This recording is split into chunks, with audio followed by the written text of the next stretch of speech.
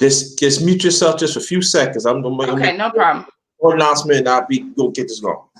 Thank you. Hey, good afternoon. Welcome to my channel, The Underrated Dog. Yours true, the underrated one. Man, my channel's Underrated Dog. Yours truly, the underrated one. The number one karate chef, JT, not just chefing in the kitchen. I'll be chefing up information. Respect my existence. Respect the underrated one family assistance. Respect the LDBC assistance. That stands for Lions Den Boxing Community. The underrated one. Shut up. Excuse me. I'm excited today because we got somebody that she been down with me she been down with me for day one. And anyway, we get this announcement away. If you want to sub, anybody that's new that sub to my channel, Underrated Darkness, hit the bell. So you be the first one when I hit you with the powerful video or live stream. All right, welcome everybody to the chat. And there it is. Now we're gonna do a chop up, the one and only, the beautiful Isis X. You're gonna mute your mic right now, please. Hey, thanks for having me today. No problem. No problem. Thanks for accept this and everything. Let me read this out the way. I always have to read this so people can know. Come enjoy the conversation with the underrated one, us as the righteous one individually. Let's make a change within ourselves and genuine be there for each other. We all we got. Remember that, fam. We all we got. All right. Also, let me see. Let me hit that. Okay, cool. All right, John. Woo! Thanks for coming, my brother. Brooklyn. That's my man right there. That's my man. I want y'all to go check the brother out. Want to check out DOG, check out the realist, the one we chopping it up right now. And this is I do got a cash app. It's $ capital JT 53000. Also have PayPal, can pay me all in caps JT Black 53. So here it is. You want to donate? Feel free. That'd be greatly appreciated. Again, welcome. And thank you so much for taking out your time so I could chop it up with you. Before I continue, let the people know. This is not an interview. It's a chop. She's gonna chop it with me on the Darkness Round Table. She's gonna be on a round table. So y'all just sit back and relax, and we gonna get into it. So peace to you and your family and everything, and glad I'm glad you. And I just want to let you know I'm a big fan. I'm a big fan of your channel, and thanks for fighting for us as a people. And we've been on each other platform for a few times, and each time we've been building. So I just want to let you know that I appreciate you. Thank you. Appreciate you too. Thanks a lot. Thank you. Oh, J-Ho. Okay, now we're gonna get it going here and everything. Again, welcome to my channel, Underrated Darkness. You see it was flashed up there. So you want to donate, please, with God Body Shard News. Thanks for coming, brother. Appreciate it. Hope everything's all right, but I've been praying for you. Now, where are you originally from? I'm originally from Seattle. Seattle? Yeah. Oh, rainy town. That they consider that that's liberal town? Yes. I don't know if it's changed, but it certainly was liberal when I was growing up. You go okay, liberal was growing up. Okay. Now you have any parents? You have any parents living and stuff like that? I have one parent living. Oh, okay. Okay, that's cool. That's good. Any siblings? Yeah, I got siblings. I got an older sister, older brother, younger brother. All right, cool. So cool. technically, Okay. I'm the middle child. You're a middle child. Ooh, that must be tough, right? Not really. Oh, okay. That's good. That's good. That's cool. Now we're gonna skip all that and everything. The thing. But I learned from you that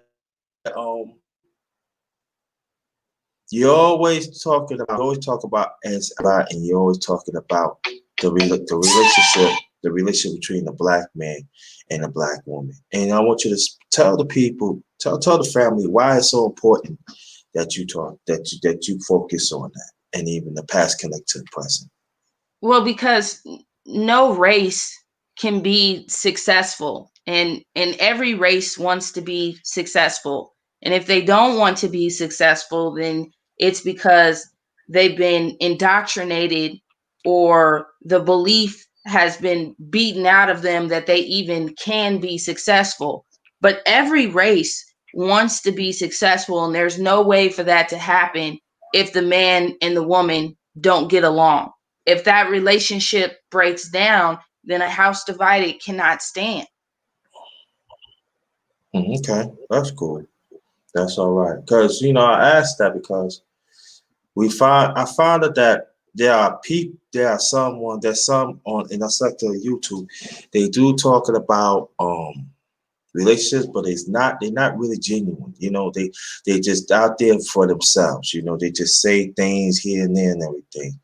And I want you to tell before we continue. I want you to tell people about your channel, which how you see it's going and everything from when you start from the beginning and to now. Please. About my chat? Channel. Oh, my channel. Um, I think when I first started my channel, a lot of people thought that I was going to slide one way or another. So basically, they thought I was going to do like a lot of YouTubers before me, which is start off with these very strong views, and then over time, you've seen that those views, the viewpoint that they have starts degrading because now they're starting to chase the money. And when you're Hmm. chasing money and you say, I'm not with the Christians, now you've cut off all the Christian dollars. And you Hmm. say, I'm not with the gays, then you've cut off all the gay dollars. So, LGBTQ and whatever, I'm sure they've added a letter by now. And so Hmm. I think a lot of people expected me to go that route. And starting my channel, it was important for me to be about blackness and not let any other subtopics, sub issues drown out what's most important, and stick to that, and not delve into all of these other things that are constantly happening, and delve into what's trending right now. Occasionally I'll talk about current events, but most of the information that I share on my channel is historical information. Okay, these are things that were true then and they're still true now. Okay, that's good. Yeah, that's good. Now, the things has been going on right now. We see a lot more killings of black men, and also we see I mean, for me, I see quite a few young black men has been getting hurt, getting hurt by mothers, and it seems like it's not enough anger that we sit down and talk about it. There's not enough uproar and stuff. Why do you think it's not enough uproar? Okay, so you brought up two different things. You brought up violence against black men, and then you brought up violence against black men at the hands of black mothers, correct? Yeah, So which correct. one do you want me to comment on? Wherever one you want. Okay. Um,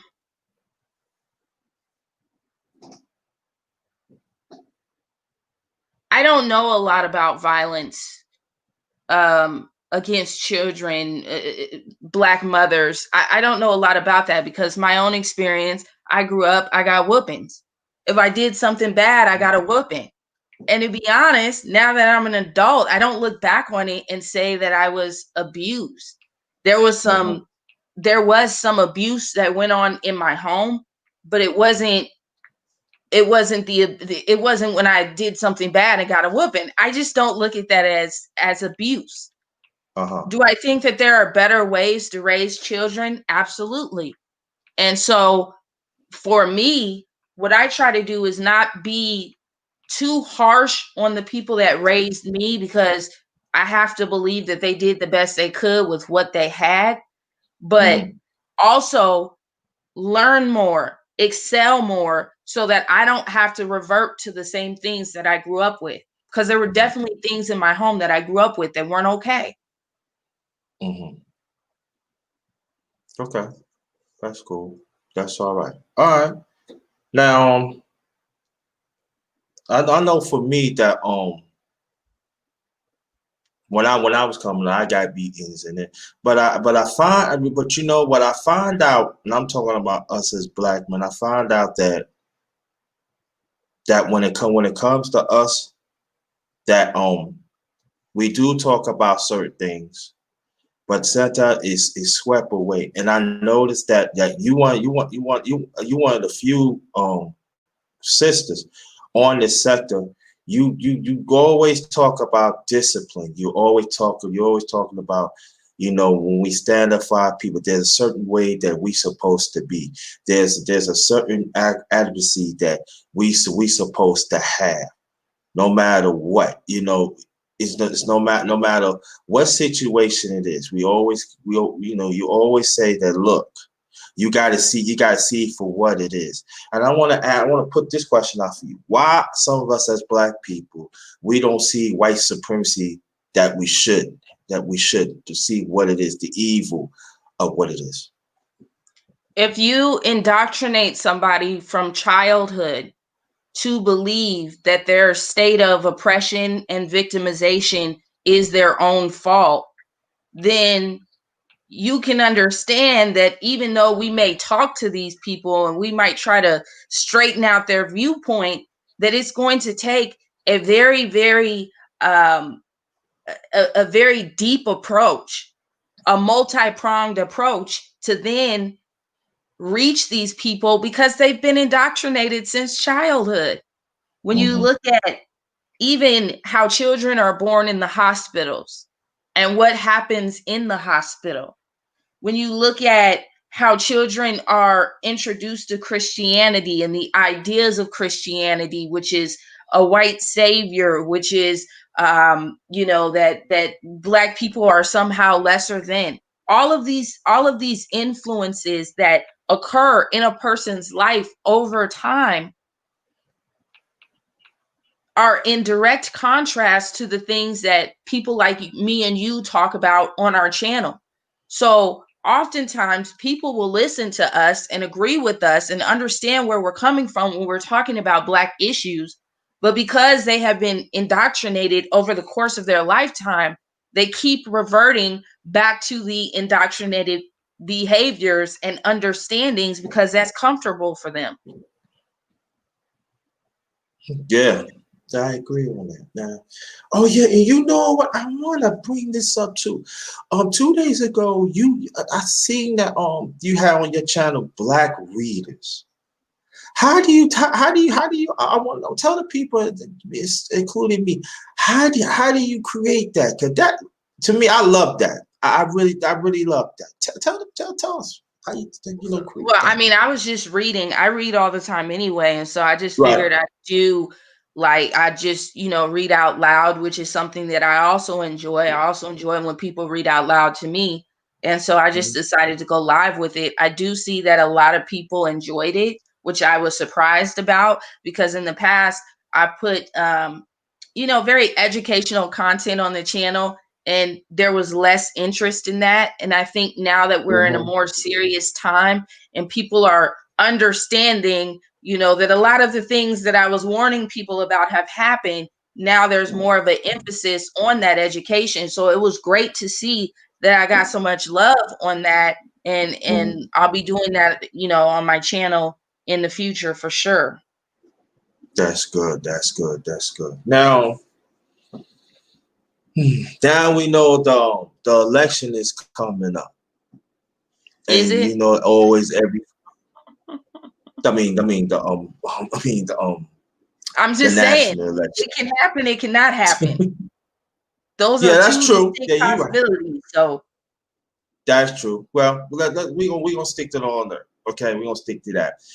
How do you feel about the elections coming up, and also by we hearing that they try to abandon the vote of our people in this country? I've never thought that politics were a good way for Black progress. That's no secret. I've been very outspoken about that on my channel. Mm-hmm. You cannot negotiate with terrorists. I repeat, you cannot negotiate with terrorists. So if you understand that, then you will understand why our efforts within politics have borne no fruit. Mm-hmm. When we got the vote, when the Black man got the vote, the Black man voted everybody in, and they immediately, state by state, started taking away those same things, those same rights which we were just granted by that amendment. And ever since, we've had virtually no political power. And the only politicians that we've successfully gotten into the White House are those that were willing to toe that color line. Mm-hmm. It bears no fruit for us to continue to try to negotiate with terrorists when these people are not going to let go of their power. It would be better for us to focus on ourselves and stop trying to make a system work that is never going to work for us. It is never going to work for us. And that is why I have been and will always be separation, pro separation. That is going to bear more fruit when we come together unified as a community. We have far more power. Then we are in a position to demand. But as long as we are scattered out and somebody's vote, some of y'all are voting Republican, some of you are voting Democrat, we are divided. Some of you are going to church and praising white Jesus. As long as we have these divisions and we don't have unity, we don't have that power. We don't have the right. And the last thing that you want to do is go into a negotiation with no power. Mm-hmm. That's not going to be a negotiation. That's going to be a takeover. This is what we keep trying to do. We keep trying to negotiate with terrorists with absolutely no power because we're not unified as a community. And then we wonder why things aren't working out and why we're not making the progress that we want to make. Another thing that we have to keep in mind is that our ancestors, and even looking at the Black Liberation Army and the Black Panthers and all of these different organizations, even taking a look at them, they tried politics too. And we see where it got them. So we have to learn the lesson of, okay, obviously politics isn't working. What else can we do? There has to be a Black first mindset. We need to stop trying to maneuver through these white supremacists. They're not going to give up any power. Okay. Yeah, I understand that. Yeah, we did have those talk too. Yeah, I appreciate that because I want people to know about that. Now, also, by me seeing you traveling different parts of the country, fight for our cause and stuff, explain to us what I know, and there's some probably most like DOD and Back to the Basics, and they because we watch you and a few others, but the other ones don't watch you. Why is so important for you, if personally, to show up at these rallies for our people? Why is so important? And I want you to explain that to the ones that don't know. Yeah, I don't consider myself an activist. I'm trying to disrupt the system. I'm trying to do something that's never been done before because we keep on trying to negotiate with terrorists. But it's important for me and has been important for me. And that's why I've went out into the community so many times to show the people that aren't going out what is being said about them, what the conversation that is being had in your name is. And Mm-hmm. so, and another thing in a lot of what I've done out in the community is, especially regarding certain news stories and things like that, where the media buries news stories. There can be, I've seen where there have been huge protests. There's been a lot going on, and it never made it into the news. So that's why it's Mm-hmm. important to have all of these different information sources. And I have so many that I comb through meticulously. It's a full-time job combing through these different information sources to figure out what's going on, because we cannot depend on mainstream media, and we need actual factual news about what is going on so that we can protect ourselves and we can protect our families. Okay, that's all right. That's all right. Now, let me ask you a question. Do you love animals, cats, and everything? You know? No. Oh, so you don't like no pets in the house? I don't have any pets in the house. No. I Okay. just no. Okay. I do think that animals are useful. I wish that Right. more Black people did have dogs, because that can be a useful warning. You know, I think about a Tatiana Jefferson, and maybe if she had she would have had a dog to bark and alert her that somebody was, you know, outside. Of course, she didn't really stand a chance, but I'm just saying, you know, these Right. things be helpful tools, and I don't think that a lot of Black people realize that that's why dogs are used as tools. They're, you know, since the beginning of time, that's what they do. They guard the property, they help guard the Yeah. perimeter, and so I Hmm. think in that, you know, I'm big on personal security. I'm big on securing your home, securing your family. I think in that regards, I don't knock having a dog. And certainly if you look at the history of cats, and you look at the history of Egypt, you know, there was a time when we worshiped cats. We regarded them as gods. And you know, you can see the depictions of cats, you know, all throughout ancient Egypt. So I certainly don't knock cat owners, but you know, cats are just annoying to me. Well, I can tell you like this. I don't like no pets in the house. Nah, no. Because I raised on. I raised a the damn dirty German Shepherd bit my ass. I had to punch him in his face. I was 8 years old. Then the cat couldn't deal. So when I got old, I said no. I don't want I'm no a pets. Leo. I'm the lioness. Okay. Yeah. So Okay. what does the lioness look like having some cat? I mean, it's just their whole attitude that offends me, because they are so bougie. You know, it's almost like you are here to serve me. And I'm just Mhm. like, there can only be one, you know, there can only be one queen in the house.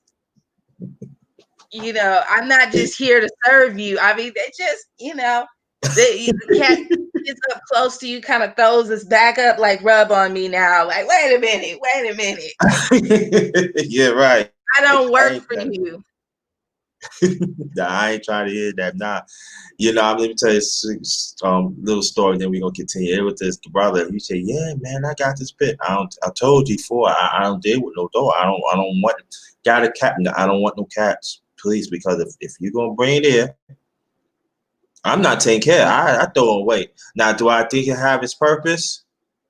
Yes, but I might tell you that story one day on my channel and stuff. I might do that. But now let's keep it. Let's keep this going. This is going. Are you okay? Yeah, I'm good. All I right. was gonna say, and let me add to that a little bit. I think Okay. it's good to have security protocols. Okay. Hmm. Um, they're just, given the level of violence that we face from the white supremacists, there should be more justified killings of white people. But in order to do that, in order to truly defend yourself and walk away and go home, there's certain things that you have to have in place. Mhm. Okay. There's certain things that you have to be aware of.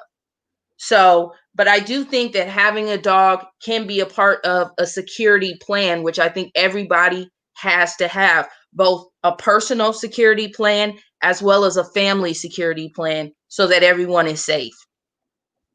All right, all right. I do have a Cash App. It's $ capital JT 53000. Also, I have pay me account. It's all in cash JT Black 53. If you want to donate either one, that'd be greatly appreciated. And I am chopping it up with ISIS on the Darkness Roundtable. Yours truly, underrated one on my Darkness underrated Darkness channel. All right, now, what do you think about that our people do not respect our history in the past, and and also why they refuse to connect the past to the present right now? Why they don't think it's prevalent? I You don't know? know. It's so frustrating. It's funny you bring that up. It's so frustrating. Quick story. The other day, I was at a park with some family members, and I seen an interracial couple, and it was a beautiful black woman. I'm talking about just gorgeous. Mm-hmm. She was had those, those features that are very Afrocentric. She's Mm-hmm. got short hair, and here she is with her sloppy white supremacist. He's got a gut and flip flops and I looked at them, and when I looked at them, I immediately seen the context. Okay, Mm-hmm. this isn't just an interracial couple. This is a couple that literally, if they changed clothes, they would look like they were headed to the plantation. And I find that so deeply disturbing. And I Mm-hmm. don't know why other people don't. And I have no respect for a Black person that disrespects their ancestors by getting into an interracial relationship. I just don't. It's disgusting. It's disrespectful on so many levels that if I was one of those people, I wouldn't even be able to sleep at night. And I've had a lot of people approach me within the community. They know me because they see me in the community, and there's unfortunately only so many people within the community that are actively working towards, the things that we are working towards, that are actively working towards Black empowerment and just Black freedom on another level that's never been experienced by us in this country. And you run into those people, and we have such a camaraderie because we understand. But I just don't understand how you can disrespect your ancestors that way, knowing the horrible things that have happened not 1,000 years ago, but merely hundreds of years ago, all the way up until now. It's so disrespectful. Mm. Wow. Yeah. Where you go?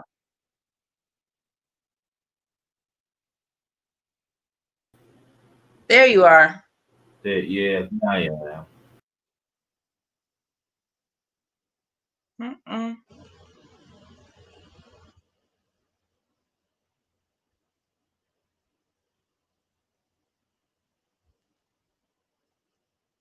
JT. Hmm.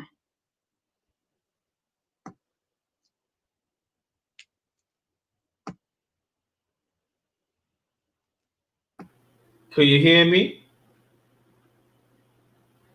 Doggone it. Yeah, I can hear you. You back?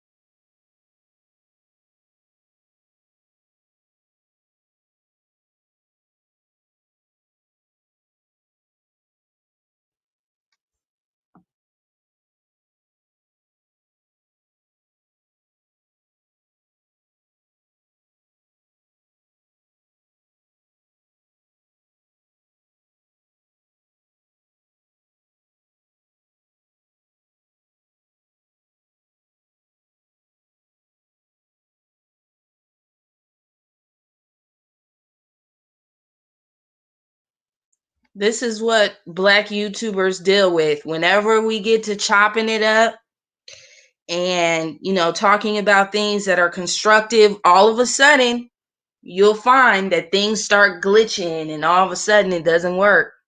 So we gonna give it a minute. I'm sure our brother will be back.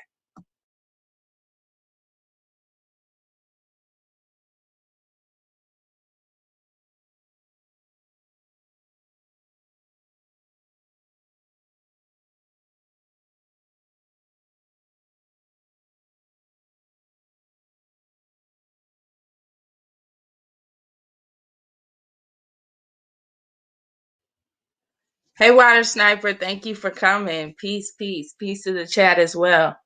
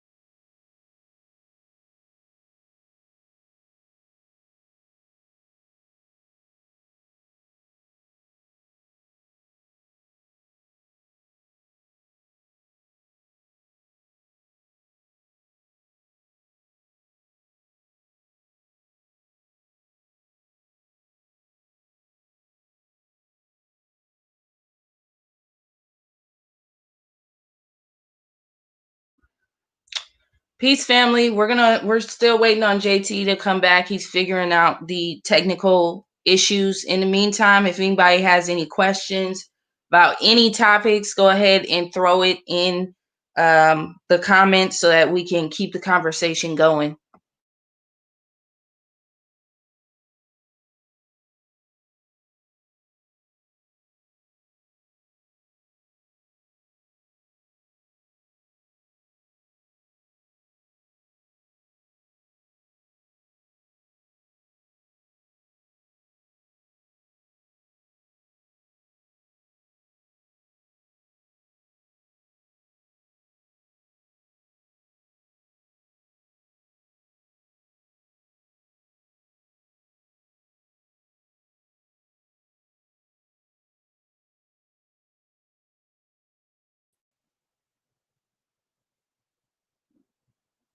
I'm back. Can y'all hear me? If y'all can hear me, press one, please. Y'all can I hear me? can hear you. Huh? I can hear you. Okay. The ones in the chat, can you hear me? Press one. The ones in the chat, can you press one? Before we continue, in the chat, press one.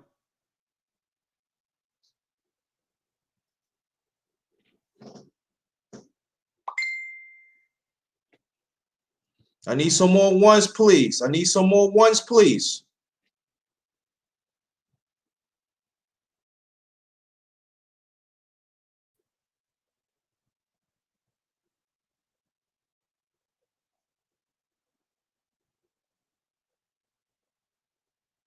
Okay. Now, I said while you were gone, if anybody had any questions, just to keep it going, they could ask the questions. And I see we have 2 questions in the chat. Back to the basics. First of all, peace. Good to see you in here. Said, could you please explain your definition of Black first? Black first means doing for ourselves as a community before we worry about any other races. It's about having a mind state. And if you go back to Pan-Africanism, it's about the mind state of let's fix us first, and then we can worry about which people we're going to be allies with, and which people we're going to do business with, and which people we're going to let around us. We have to work our own issues out first. We need to be strong amongst ourselves first, unified in a strong way before we factor anybody else in. DOD Okay. said, I have a question, Isis. When did you come into consciousness? This has been something I've been growing in consciousness since I was very young. It's a journey, and I'm still growing in consciousness. Exactly. DOD said, I'm Black only. We don't need to worry about others. I know that's right. So I just wanted to address those questions. I hope I answered them thoroughly. But I wanted to address that because I said if you have questions while he's out, go ahead and ask them. So JT, I'll give it back to you. Okay. Now, towards the end of this chop up, I will gonna ask y'all to put your questions in, but not yet, not finished yet. So, but I'll let you know within how long you could stay on, Isis. About another 45 minutes or so. Okay, all right, good. That's good. So I said within 35 minutes from now, that's when you'll start putting your questions. Within 35 minutes from now, you can put in your questions. But if it's like early, so I'll let you know. Now, get back what I was saying is this that there is something that is going on that of the hatred between the Black man. No, matter of fact, no. I'm asking that. I'm asking in a few minutes. How do you feel about feminists?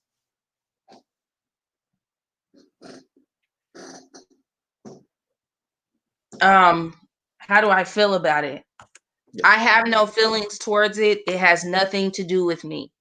Feminism is about the struggles between the white woman and the white man. And my issues as a woman, as a Black woman, are different than the issues of the white woman.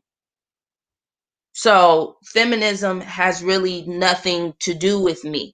Not to mention the fact that when it comes to matters of equality and feeling, equal in a relationship, when we look back at our history, historically, we never had those types of problems amongst each other. Those problems did not present themselves until we came into this system, until our ancestors were forced into this system. Then all of a sudden, we have these problems, which conveniently for the people in power keep us divided. Okay, got you. Okay. And also, why do you think that there are some Black women still want to take on the policies of feminists, and why they refuse to break away from it? Or what you see? I see it as there are some Black women who do that. There's also some Black men who do that. Yes, I was getting ready to say that. It's part of that indoctrination, and a lot of people are assimilated to this system. They just go along with what they feel they need to go along with in order to have some modicum of peace, respect, and safety. the problem is that the things that they're doing don't equal peace, respect, and safety. They're still being subjected to the same things. So we have to do something different. Gotcha. Now, yeah, I'm glad you asked it because I want to ask. Matter of fact, I was going to ask you why the black man adopted feminists too, but you killed two birds with one stone. That's good. Now, do you have kids? If you don't mind, I ask. If that's personal, you don't have to answer. Okay, good. But I know you got a lot of nieces and nephews, right? Yes, and I don't have kids, and I've never been married. Just okay. All right. Okay. All right. Now you hear that now. Just because it's putting it out there doesn't mean that she coming after you. Now I'm just letting you know right now. Because you come after. Y'all you gotta make sure the mindset right. Oh my goodness. Gotta have the mindset there. Because no mindset, no ISIS. No, right now. You better come correct now. You gotta be culturally sound. You gotta be. Remember, I know you was there when I did the live stream about well-rounded warrior, right? I know you was there. You gotta be well-rounded warrior by ISIS now.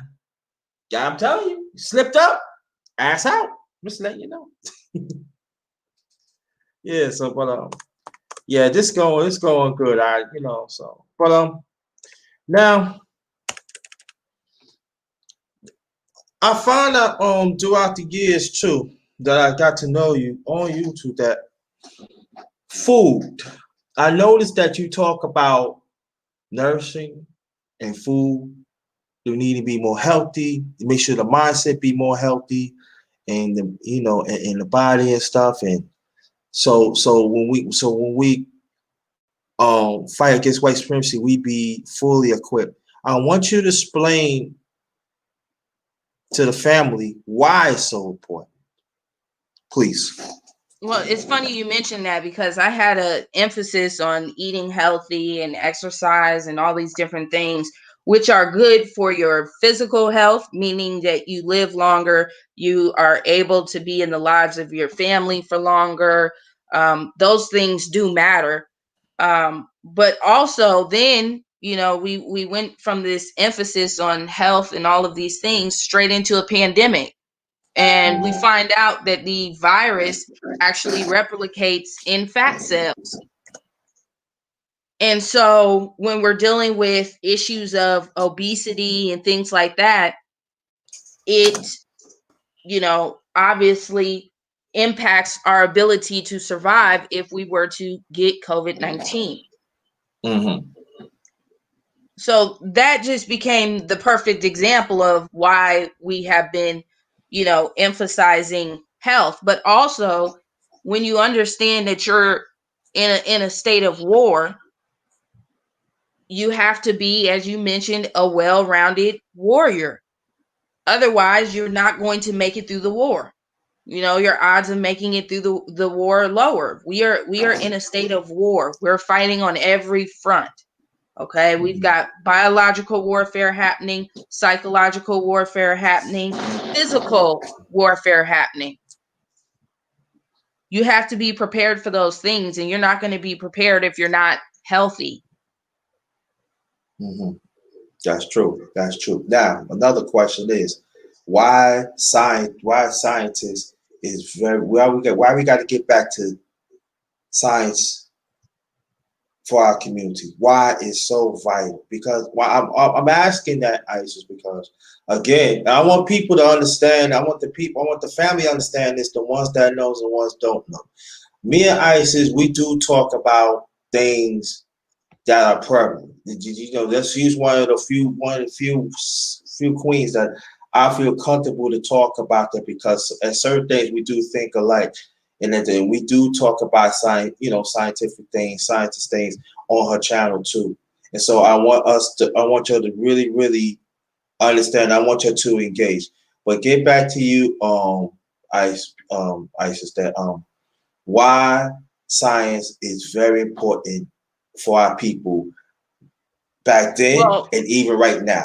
Yeah. We need our own scientists, and that's something that we've needed for a long time because science is very biased right now.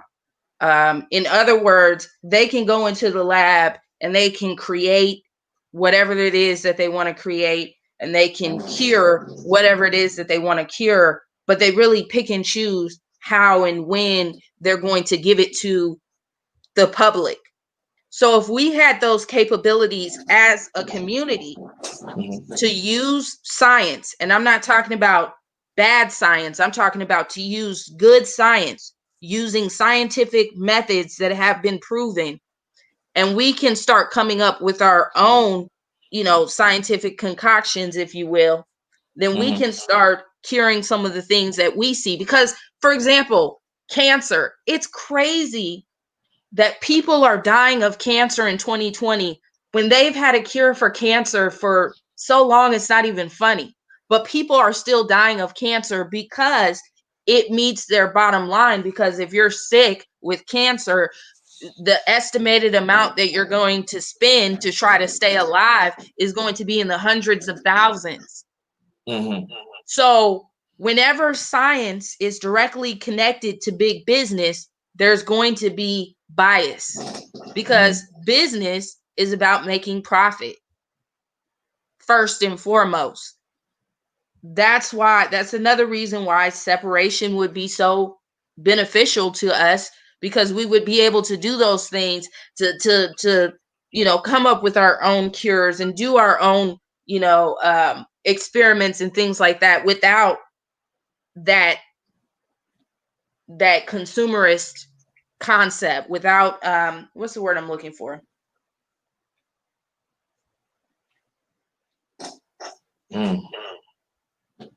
Basically without it being linked to businesses, and therefore the businesses are driving for a profit and their sole aim is for a profit. And if it makes them more profit for you to die slowly and painfully from cancer rather than being cured. By the way, they have a pill you can take.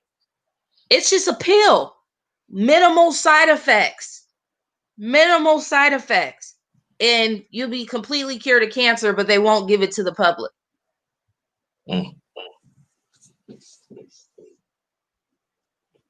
Wow.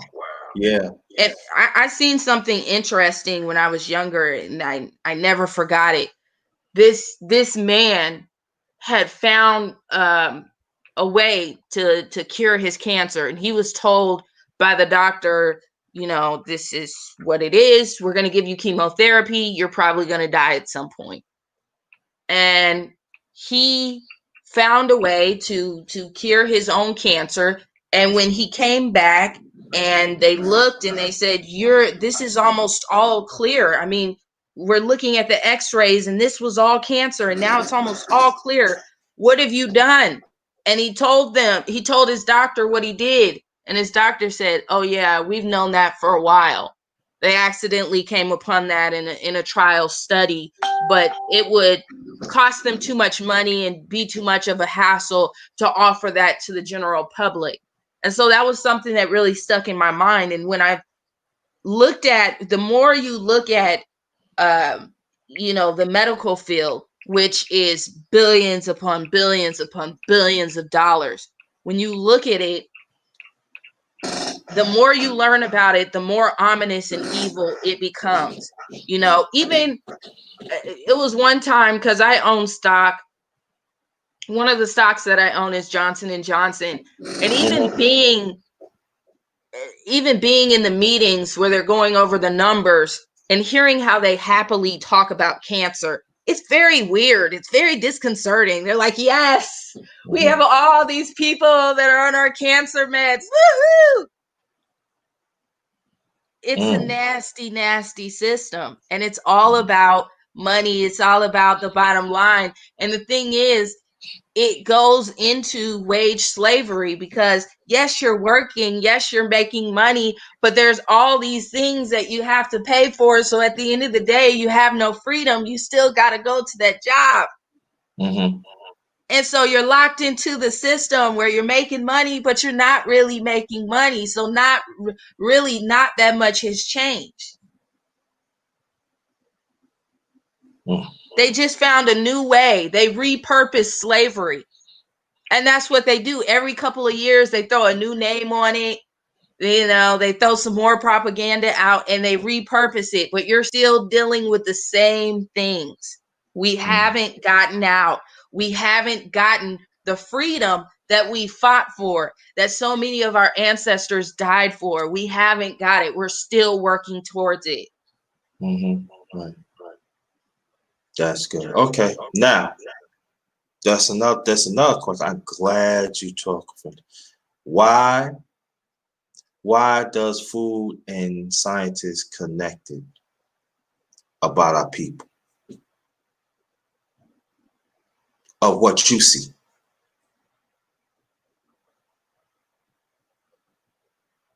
I think food and science, unfortunately, have come together in a very sinister way. It's come together in a sense of genetically modified foods, um, foods that are preserved and don't break down. That's what they're using science for, is to figure out how to preserve food so that the things that you buy can sit on the shelf for months and months and months. You know, the fewer times that they have to replenish the shelves at your local grocery store, the more profit they make when you buy those products. Then you ingest them, and basically it's poison.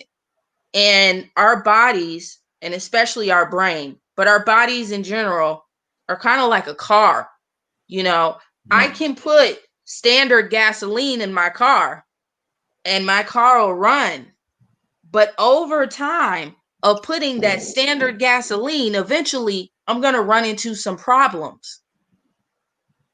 What we put into our bodies is going to matter. It may not matter now, but some of the people that have done horrible things to their body over the course of a lifetime and then hit their 50s and 60s, they will tell you, I wish I did some things differently, because it's a guarantee that disease will present itself. Putting these things in your body, it's 100% certainty that over time, disease will present itself. It's not going to happen when you're in your 20s and you're young. Yes, you can eat noodles for a year. Okay. I've done it in my college days and I was just fine, But if I were to eat ramen noodles for, let's say, a couple years, all of a sudden I'm going to see that I'm vitamin deficient, that I'm not getting all of the essential vitamins and nutrients that I need. Again, if you have good health, that's not a big deal to you. But you can wake up tomorrow and that health be gone. So that's why it's important to source the best foods that you can, the best vitamins that you can, to be aware of what's going on with your health, because we don't want to end up in their hospital system. It's evil. Their pharmaceutical system, all of it, their medical industry. We don't want to end up in that. Okay. Another thing is, when we begin to take better care of ourselves, we teach that to our children as well. We teach those behaviors to our children. And I don't know about y'all, but I want my children and my future children, my nieces and nephew, to do better than I did growing up and to know more than I did. I grew up knowing soul food and I had to learn about what's healthy and what's not healthy. And, I do think that, that has prevented members of my family from getting sick, because there are members of my family, on paper, they are high risk for disease, but they don't have those diseases today. Okay, cool. Again, the ones who come in, welcome to my channel, the Underrated Dr. Elshoot, the Underrated One. Do got a Cash App, $ capital JT 53000. Also at PayPal, paypal.me, all in caps, JT Black 53. Want to donate? Be very much appreciated. Now, after we deal with all that, right? Now, why we don't dig in about the psychology of our people? Why is that missing for a long time of what you see?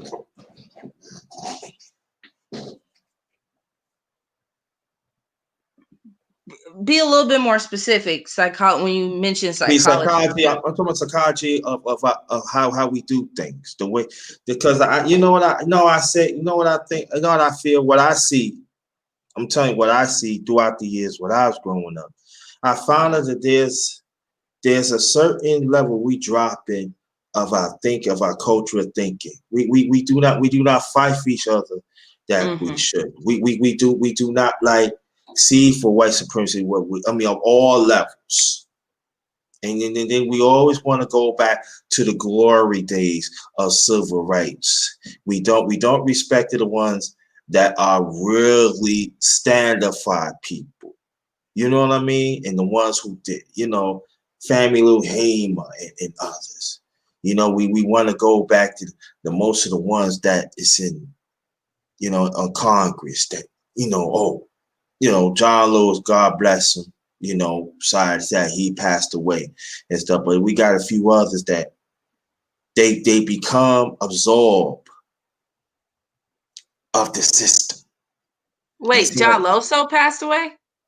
Yeah, John Lewis passed away, yes. Oh. He passed away, I think, I'm going on 2 weeks, I think. Really? Yes. Oh wow, I did not know that. Yeah, he passed away. Yeah, he passed away of cancer. So, oh wow. Oh man, prayers to him and to his family. That's crazy. It is, right. Yeah, so much prayers. We talking about the same John Loso? No, John Lewis. Oh, John Lewis. Okay. I'm thinking you talking about John Loso that, No, not John Loso, John Lewis. John Lewis. Okay. No. I like, wait a minute, he was just alive.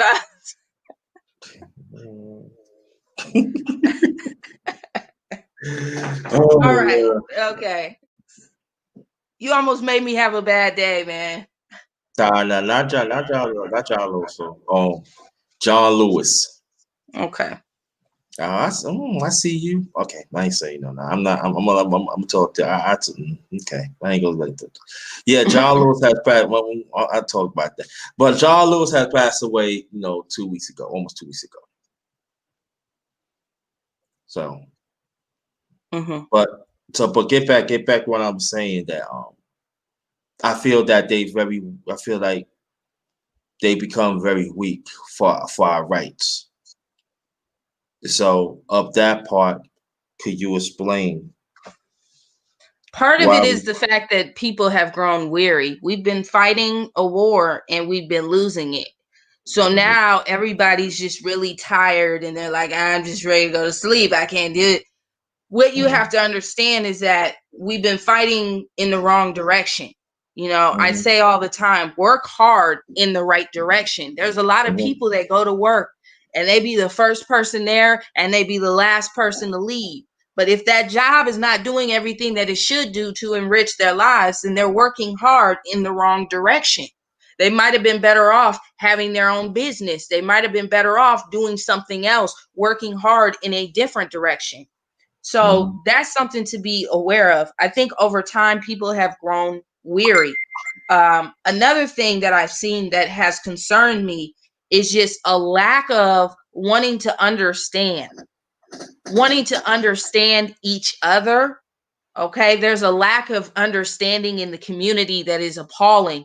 People are just arguing and fighting and being so vicious and mean to each other, when right now we need to understand each other. We need to seek to understand each other. There's also a lack of wanting to understand what's really happening.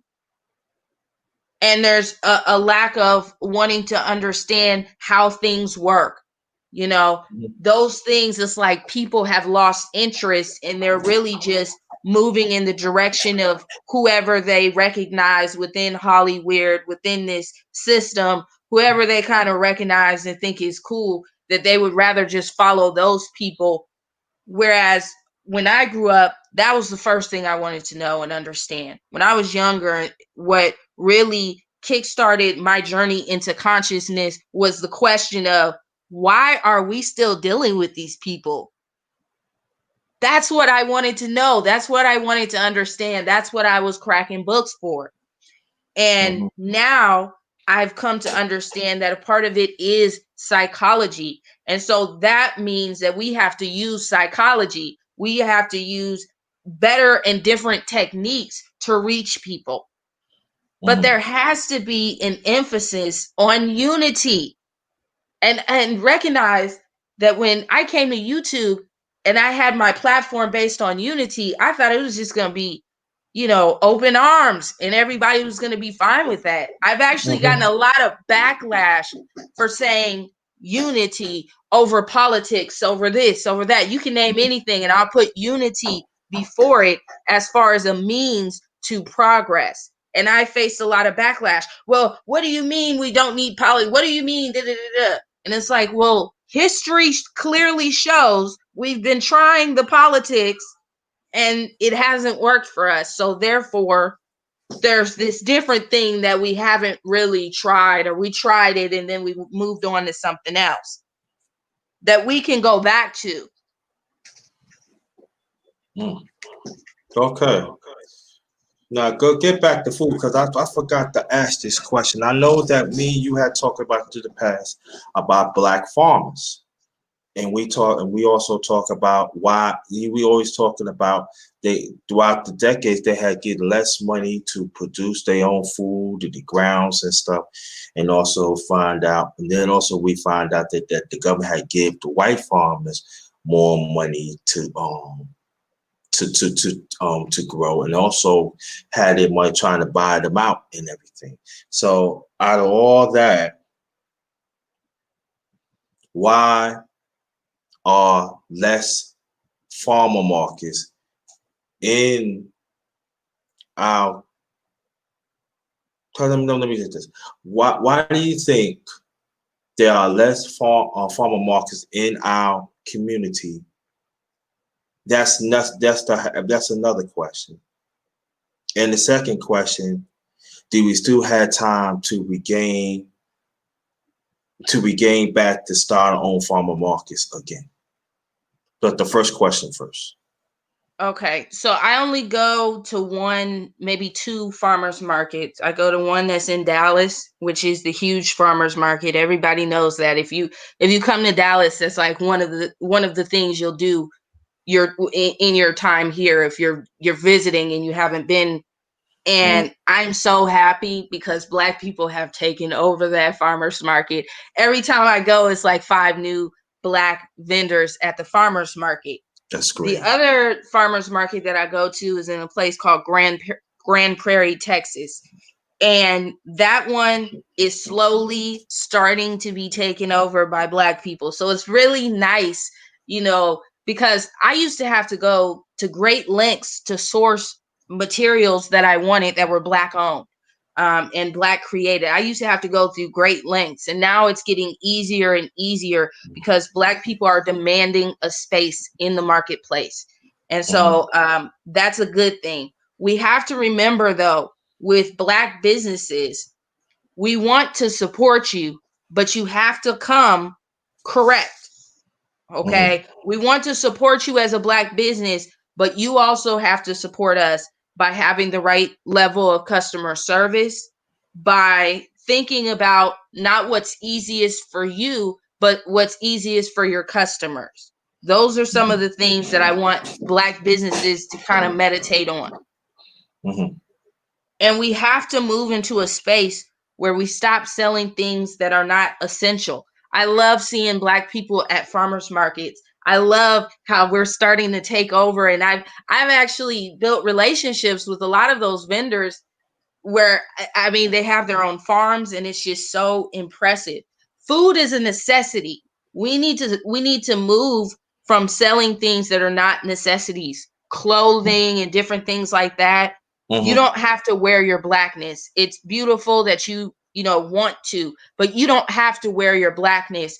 But we need more people that are making it happen in spaces where we need things. Think about the things that we need on an everyday basis. We need lotion. We need Yeah, black people need lotion. We Yeah, need definitely. It was true. Yes, I do. toothpaste. We need just the little basic things that we need. That is where we can really innovate. And when you add that to an online marketplace, a marketplace where it's harder to discriminate against people online. That's why I say every black person needs an online business. It's harder to discriminate against you when you're online because people can't see the color of your skin, right? So Mm-hmm. if we can create these online marketplaces and they be full of not like t-shirts, which I think is cool. You can buy a t-shirt, hey, support, but also things that are essential. That's what's going to change the game, because people like me who buy like 80% of their products black owned, it's still too difficult to find these items. Open up an online shop. You can do it, and it's online, and just, promote yourself, and they will come, and make sure that you're selling something that's actually essential, or something that's really, needed, has more value than, what you would call a splurge purchase. That's the problem with like t-shirts and things like that. Those are splurge purchases. I'm not going to pay 21 bucks for a t-shirt unless I feel like, hey, I got a little extra money, I want to support. We want people Mm-hmm. to say, hey, I can get all the things I need for my household black owned online. That's where we need to be. That's what we need to be moving towards. Like, now we need a black target.com. Mm-hmm. I agree. Cause I know for me, as y'all already know, I cook and everything. So we do have a farmers market, but let me see, it's about like maybe 2 miles. But now I was hearing that they can no longer really. It's not really black owned either, but they do have good food. And so for me personally, I want to buy for our own. I want to feel comfortable when I cook. I want to cook. I want to cook. I want to know what I feel it. That's what I learned from my father. I met my father. He used to have to go to Jersey. They used to have a farmers market out in Jersey. And so he used to go out there and get the food. I said, but see, he knew I was into our history. So he always used to take me in, and we used to see this back in the 70s, y'all. This was like unheard of, really, like in the East Coast. Really on the East Coast back in the 70s. They didn't really have farmers market like in the South, as I forget, but the East Coast. But they was I forgot what town in Jersey, but I know it was a long way. It was like towards, it was like, I think it was near Cherrytown, if I'm not mistaken. But I remember he used to take me, and I used to see all black people selling. I'm talking about food and stuff. And there's a difference when you cook from your own, or in the ones you cook today, it's also artificial preserve and stuff. So we got to get back to the natural preserve that comes from the ground, but also we have to still fight for the black farmers and stuff, because that's where it's going to be at. And also we have to have more conversation about to have farmers markets around this country that's black owned. Like That's why I say that separation is so necessary, because nowadays the way that they have, yes, back to basics, thank you, said soap, personal care items, grocery stores, there you go. Every other race has their own grocery store. We need it.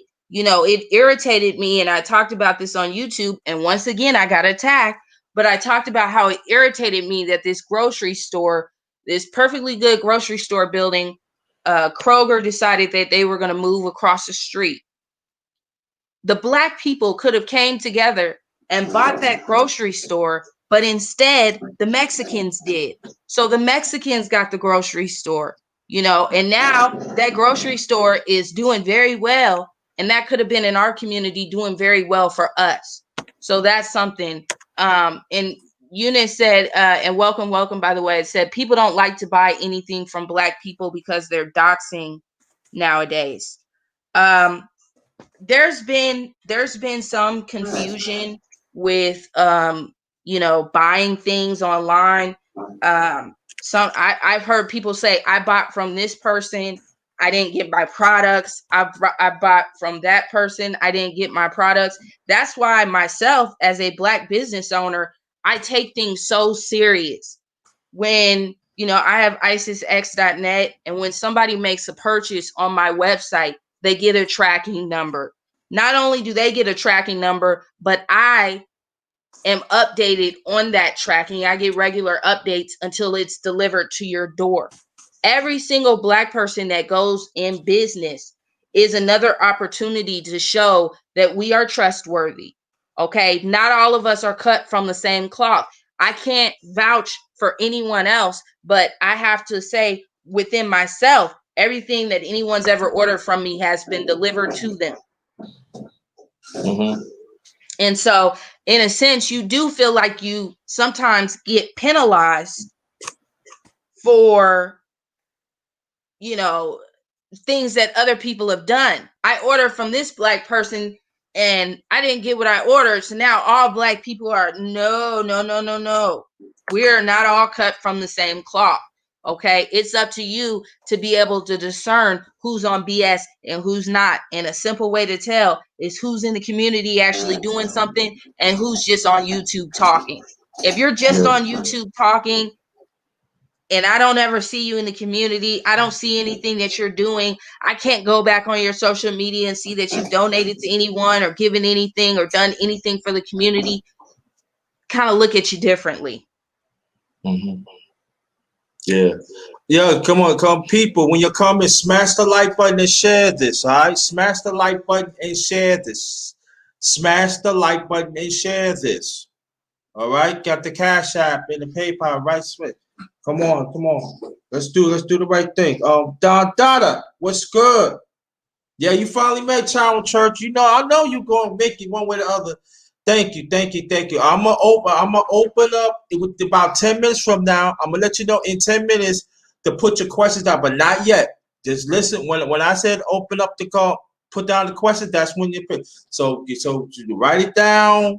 Don't put it in the chat. Try to tell you to, because we're gonna add my answer. We're gonna go chop it up a few more minutes. Then we're gonna I used to go to answer, and then we're gonna get out of here because I know y'all got things to do, and I know I got things to do too, and I'm hungry them up, but that's all right. Now to the we will go towards the end. I'm hungry them up. I'm telling you right there, I'm hungry them up. Right? And don't ask me, only way you gonna cook? I ain't cooking the goddamn thing. Now if I'm gonna go live later on, you might see me in a Wawa sandwich and and the beer. That's it. And, tomorrow, maybe. I'm just saying. Just saying, I'm not doing it. Yeah. Cooking is labor, y'all. It's tiring. You gotta feel it. All right, now that's why we're supposed to be in families. That's what right. I changed. It's so crazy because my mindset before I went to Egypt and when I came back was so totally different. And when I came back, I immediately understood things and I began the process of putting my family back together. And so that's why it's so nice to be within family units, especially as a woman who's not married, to be within the family unit still where, somebody likes cooking, they can cook. If somebody likes cleaning, they can clean. And everybody can share those responsibilities. I've been single, living alone, which was the dream, right? And I was like, yeah, I'm doing it, man. I got my own place. And I was miserable because there's not enough time in the day, because the way that this wage slavery system works is that the best 8 hours of your day goes to a job. So you can take that 8 hours right out. There's just not enough time in the day to cook, clean, handle your responsibilities, reach out to your family, do all of these different things as a single person. So these are some of the benefits of Black families. And that's one of the things that I wish that I heard, a lot more people talking about. This is why we talk about Black marriages and Black families. It's not because we just want to see Black people married. It's a benefit to you.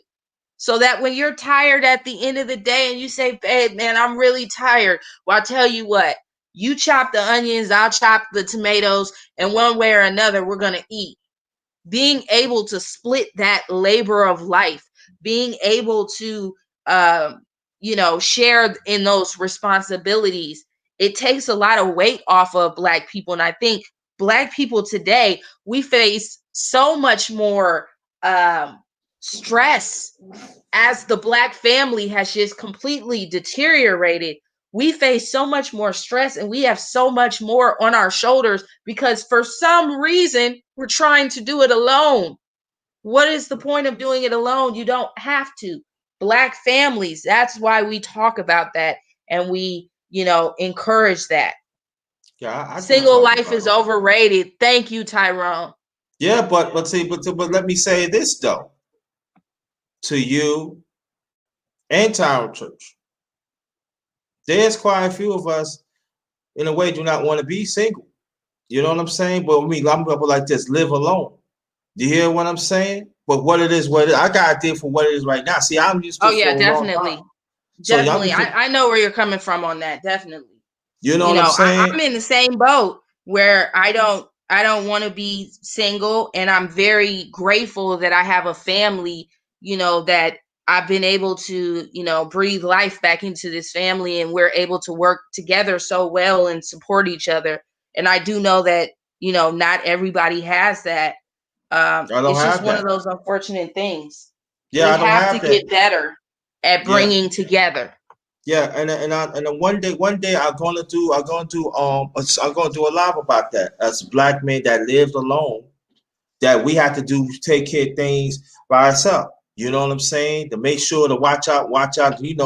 I pray for every day that wherever I leave the house, that I'm safely get back home. There's nobody like my brother. He have his family in the next town. Yeah, that's true.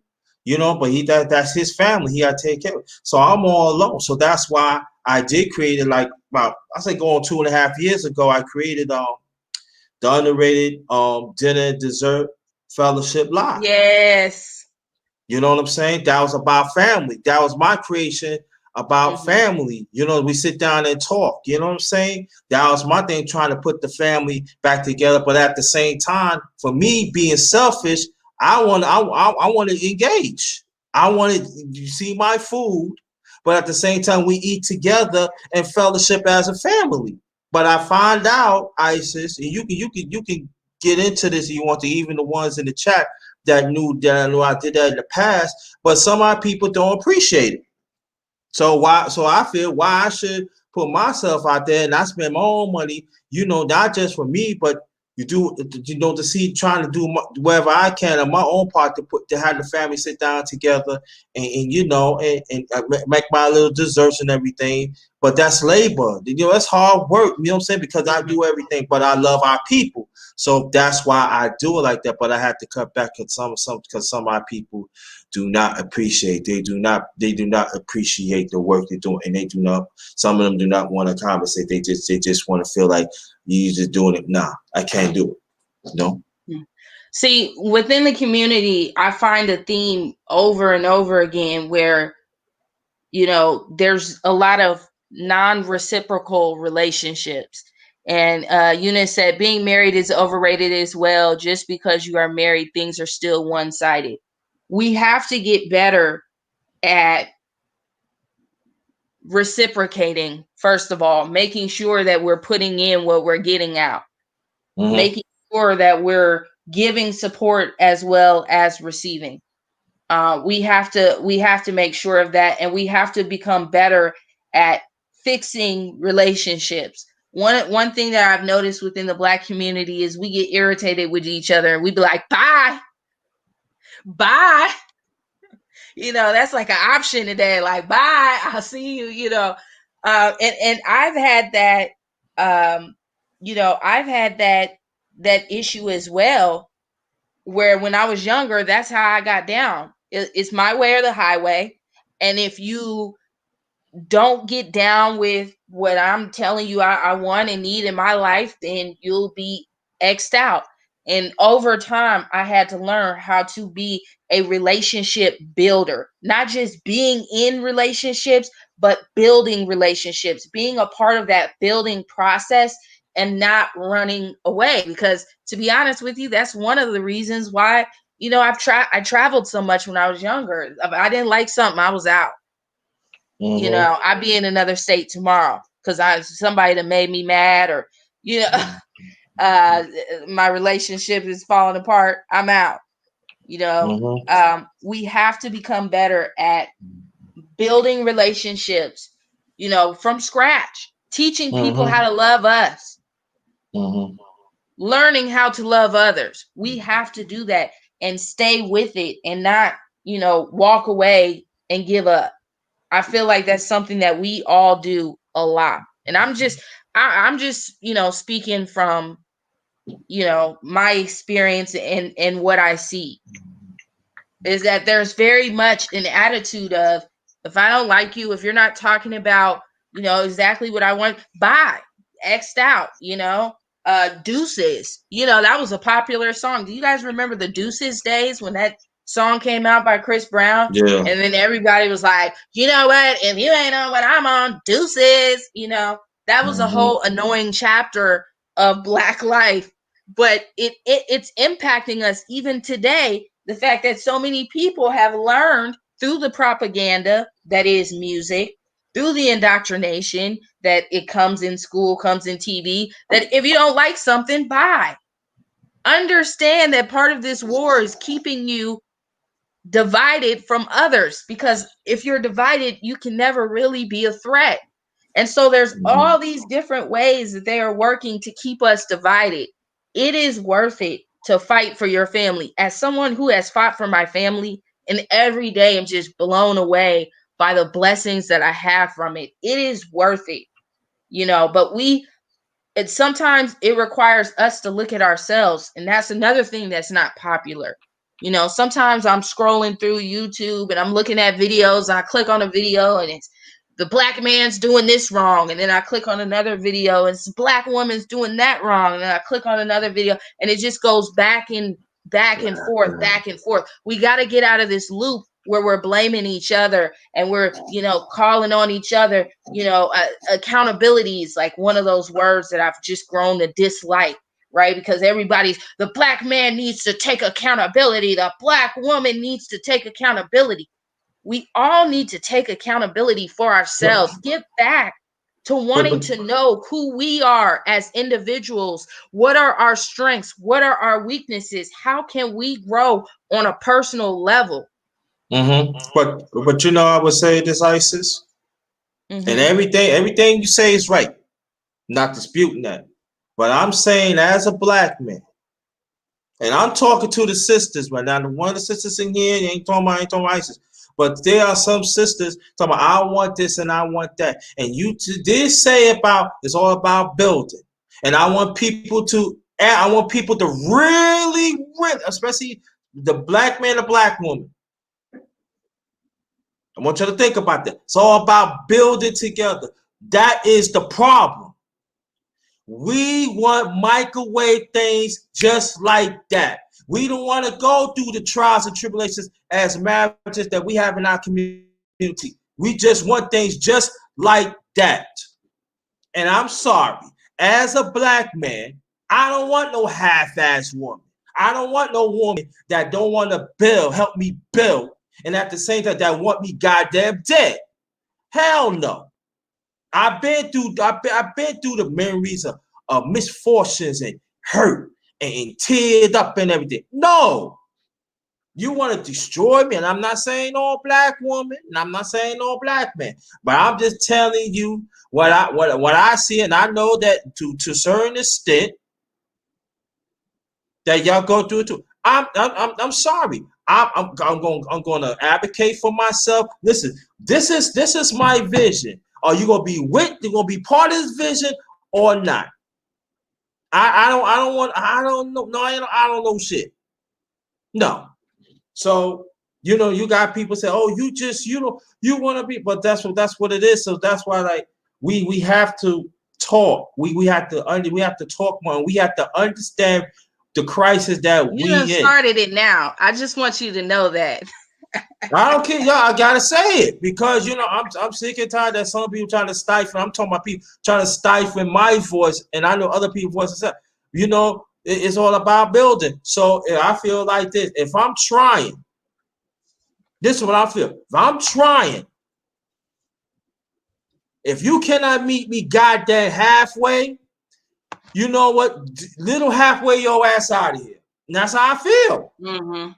It should be no hard feelings, and then black women should feel the same way too. And then you gotta make better choices. And I know we should use money as a necessity, not just everything come with it. Because I told black women, if you put money first, where's your feminine at?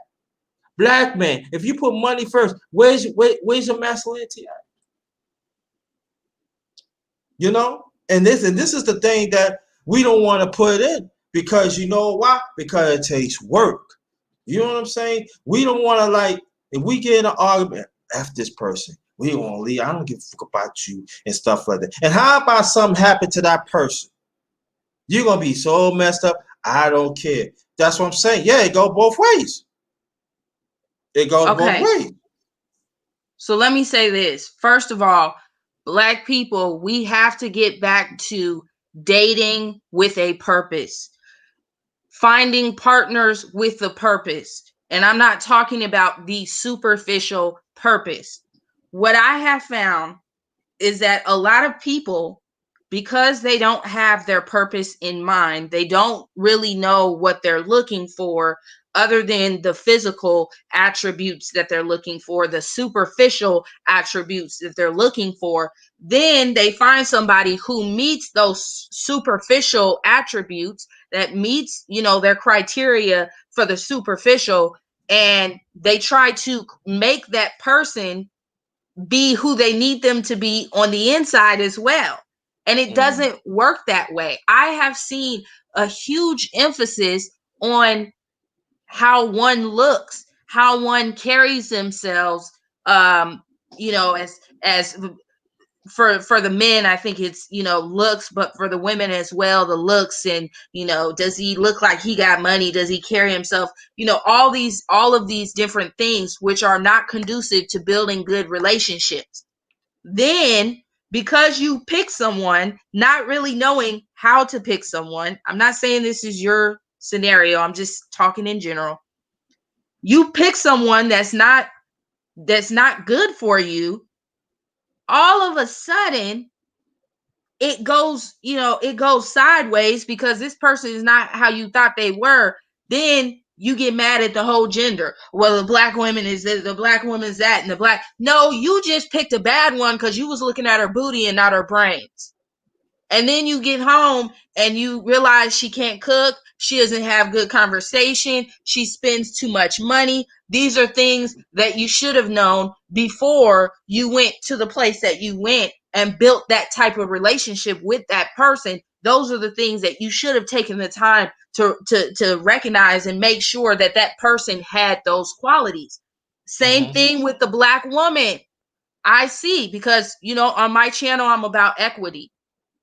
And we look at both sides.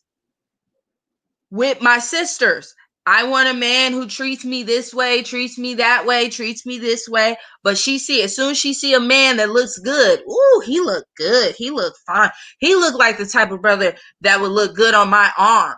But you don't know him. You don't know his heart. You don't know his character. Some people are lacking in character. Okay? And that is something that you cannot teach somebody.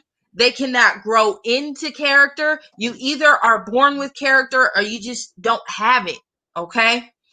And so they're looking at all of the wrong things, and then they get with the brother and they get messed over. And then all of a sudden they're mad. All black men are this, all black. No, you are not a victim of black men. You are a victim of the fact that you don't know how to choose a quality partner, because you yourself probably need to mature more in order to even be able to pick a quality partner. We've all been there. When I was young, I chose horrible partners. It went horribly. It wasn't a good situation. But I didn't turn around and blame all black men. I worked on myself so that now I'm at a point in my life where I can choose a quality partner with a degree of confidence. I hear some sisters, and I'm just talking about the sisters because this is something I hear. I want a man that's a certain height. Girl, you crazy. You crazy. Listen, he could be 6'8". But is he a real man? Is he going to show up for you? If you have children, is he going to show up for your children? Why are you worried about what he looks like on your arm? In other words, if you worried about what somebody looks like on your arm, then you're worried about what other people think. Are other people in your relationship? Absolutely not. I don't care if y'all catch me with a dude that's 5'4" and looks like a troll in the face. If he treats me good, that's my prerogative. If he's a man and he's showing up in my household, that's my prerogative. And I don't care what you think about it. Ooh, oh, don't say that now. Don't say that now. We might get shut down. Might get shut down if you said that. Because I'm just saying, I don't care what anybody else thinks about it. If he treats me good and he's showing up for me and we have a beautiful reciprocal relationship, then I don't care if he's not the tallest man in the room. We got to get rid of this height thing, all of these different things that we, focus on, which are superficial. In short, when I hear people complaining about the opposite sex, this is what I think. Grow up. Grow up. Because I see a lot of people who can complain about the opposite sex. And every time I turn around, they're choosing a partner based off their physical attributes. Of course you're having a bad go of it. Of course. Everything that glitters ain't gold. Didn't your mama teach you that? Mm-hmm. She might be the prettiest woman in sometimes pretty women don't have to learn skills. Okay. They're going to have a very, not all of them, but sometimes the beautiful women, they have an attitude that comes along with being beautiful. They're entitled. They don't have any skills. Because they are able to get by in life on their looks. Mm-hmm. I'm not saying that you choose somebody that you're not going to be sexually attracted to, but I'm saying we have to be better at choosing quality partners. Once you get to a certain age, you're not a victim anymore. You're not a victim of anyone but yourself, because you should know better at a certain age. You should be able to see the writing on the wall. We're supposed to have bad relationships when we're younger. It teaches us how to pick better relationships when we're older. Mm-hmm. So you're not a victim if you're in your 50s and 60s. Some of these people on YouTube, they're going to give themselves a stroke attacking Black women and attacking Black men because they've had a bad go of it. Pick better partners. They're out there to pick. And stop co-signing bad behavior. Okay, because a lot of things that I see, stop validating bad behavior, stop rewarding bad behavior, because a lot of the people that I see that complain about certain behaviors, they also either advertently or inadvertently support the same behavior that they swear they hate. For example, I have heard people say, I'm sick of the Black woman being sexualized and all this and all of that. So then why is the video with Cardi B and whoever she's in there with, why is that video number one then? Okay. If we're sick of seeing the Black woman sexualized, why are people supporting trash? Why are you supporting the sexualization of Black women? Or vice versa, because Black men are sexualized too. So why are you on Instagram liking a picture of a guy with no shirt on if we're done sexualizing people within our community? Be about what you preach about. Isis. I want to stop you right there, and I want to ask you this important question. And I want you to understand what I'm asking. Why the last few things that you say, why we don't hear that much about a Black woman say what you say? Because they're unpopular why is that? Views.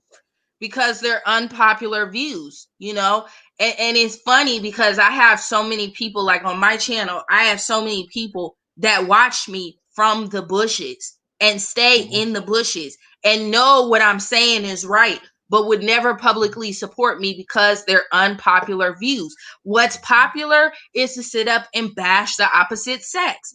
If I went on my channel tomorrow and started just letting the black man have it, just putting you all in the same boat. Just, you're all the same. I'm so sick of this about black men. My views would triple And your overnight. cash app go clink My clink cash app would clink be going clink ding, ding, clink ding, ding, clink ding. clink clink clink clink clink. And then vice versa too. People don't understand why I'm a small YouTuber, but whenever I be on a channel, I bring so many views because people watch me in the bushes, but they will not support me because I have unpopular views, even though I have the same views that we've had from the beginning, because this is not new. This is from my upbringing. This is from, you know, the teachings of the Black Panthers and you know, our dearly departed Dr. Francis Cress Welsing and all these different teachers that have impacted me in my life.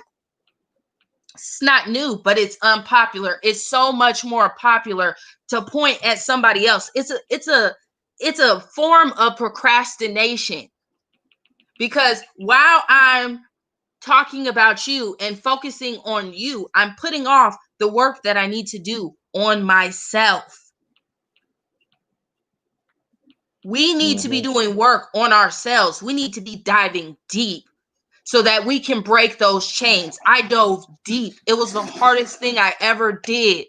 Dove deep within myself to break those chains, to be better than the last generation. Doesn't mean I don't love my dad, love my mom, but I want it to be better. So I had to work on myself. I had to face my own stuff. And people don't want to do that. So, hey, instead of me growing as an individual, I'll just get on the internet and talk about how this other group of people is so horrible. But it doesn't benefit you because you're not growing. And if it doesn't benefit you, don't do it. That is something I promised myself a couple years ago. I said, you know what? If it doesn't benefit me, I'm just not going to do it. Yeah. But you know, but all right, about you know, right now y'all can put in you can put in your questions now in the chat. You can put your questions in the chat while man, I still talking everything. And I would say one thing, ISIS, I bet you in the bushes, there's a lot of people surprised that the ISIS fuck with the underrated one. I know that for a fact. Maybe there's some in the chat too. Yeah. I mean, yeah. But I will say that real recognizes real. I don't agree with everything that you say, but a lot of what you say is very beneficial to the community. I understand where you're coming from. And so that's why I rock with you, you know, period. There's a lot of people that people would think that I would rock with, and I don't. And there's a lot of people that people say, why does she hang out with them? And I do, because that's just how I look at things. Real recognizes real. And I really don't care what anybody else thinks. And especially when it comes to my relationships, the people that I deal with and choose to deal with, I just, it is what it is. Yeah, it's eternal growth, because I feel the same way too. There are certain things I'm not, certain things I disagree, but but my thing is just that it's all about preparing the black man and the black woman. But first, we got to prepare. We got to repair ourselves. We got to advocate for ourselves. And the next thing is we got to fight hard to stay together and fight for our families. Like like I always say that, you know, and I hold this very, very firm. And you know what, I tell you what happened to me, ISIS, when I was 11. We ain't gonna get into that. You know, I told you what happened. Matter of fact, we did a show together of that. And I said to myself, to this day forward, my part of my purpose, I'm going to fight hard for my younger brothers and my boys. And that's never going to stop. I'm going to be on it. I'm going to be a thorn. But at the same time, I do fight for our people. Do I think they are beautiful black women out here? Yes. Do I think it's good, great brothers out there? Yes. They are hidden gems that we need to pay attention. Yes. But you know what the sad thing about it? We don't want to break cycles that some members of the family has in the past. You know, I knew I was getting older when I started recognizing things repeating. And I remember being younger, and there were certain things that we would do, and my aunts and uncles would be like, y'all think this is new? We've been doing this. I'm kind of coming up on that part of life where I'm kind of looking at the younger generation. I'm like, y'all think this is new? You know, all of a sudden it's like, get out and vote. Y'all think we ain't voted before? We've been doing this. We've been doing this. So understanding that some of us come from a level of greater experience. And that's the thing. I don't care who anybody listens to on YouTube, but if you're looking for something that's going to be beneficial to you, if you're looking for something that you're going to learn from and be inspired from, make sure that you're listening to people that are talking from experience, not what they think, not what somebody else told them, but from their own personal experience, their own personal observations. Yeah, y'all can put your questions in right now. You know, but we're gonna keep on talking. But this been good. This been great. Do you agree? Because a lot of people, they love you in here, Isis. I'm letting you right now. People gonna be subbing to you. Yeah, man, I'm glad. Thank you so much for the love. I'm always grateful. And I didn't have, usually it's like somebody asked me to go on their channel. I really don't do it much because I don't want people. I don't want people's subscribers to come to my channel and then be offended or weirded out by the things I'm saying and start trolling me, because I have some people that I'm cool with, even though, they might be Christians or they might be this or they might be that, but their subscribers will come over to my channel and they'll be like, oh my God, she said F the Christians, you know what I mean? Like, so, but with your channel, I don't have any of those issues because we talk about the same thing and we have a similar level of understanding. So, this is a space where I feel comfortable. Although a lot of times I do watch your content from the bushes because you know me, I'm always multitasking. I know. I sometimes I be feeling your eyes on. I say, oh, I feel Isis. Oh, let me change this. Yeah, and I've had to come out of the bushes before. Like, whoa, you've had some classics, man. Just some classics. That's kind of how I feel. Like, I was talking to somebody the other day about my channel, and I say, I've put so much information out there that sometimes I feel like I'm doing a disservice by still doing videos because literally the stuff on my channel, some of those videos are classics that will really change your understanding, uplift you, educate you, and we all need validation. Okay. We all need that. We know things to be true in our hearts as Black people with a soul, being the only beings on this planet that actually has a soul. We feel that, and we know what's real. Sometimes we just need somebody to validate it for us. That's what we need to do, is validate one another. And that's what I love about JT. And when he talks about validating each other's existence, we need that. If you don't do anything else, validate your brothers and sisters, compliment them, let them know that you see them, you hear them, you love them. That goes so far. In helping each other and helping our mentality, because we are in a state of isolation. When they kidnapped our ancestors and brought them over here, we began our state of isolation, and we are very much isolated. And even now, when we're quote unquote free, this system still finds ways to keep us isolated, to cause division. Well, you're different from that group, and that group is different from that group. And isolation can equal death. So you literally could be saving a life by validating your sister or your brother's existence. You could be saving a life because that isolation weighs heavy. Yeah, I remember that. When I did, I think you remember when I did a live about data, and I remember you was in the chat, and I remember I think when She Stay Sleep and back to the basics. And I was seeing the numbers was going up. And I remember you said, hit the like button, hit the like button. And I was seeing I was up to 110. And I was like, that never in my life happened to me. And I was in the bag that night. I'd be in my bag, but I was in the bag that night. You know what's funny is that although I don't have a large following, I'm probably the person you don't want to F with, because a lot of my crew is in the bushes. A lot of my crew is low key. And that just goes hand in hand with the things that I talk about when I talk about not putting everything out there for other people, you know. But we have a code and we support one another. And so it's just one of those things. And then, you know, another part that's interesting to me is I always go back to that Malcolm X quote where he's talking about the Black woman is the most neglected. And, you know, in a lot of ways, I do a lot for the community and I don't get recognition.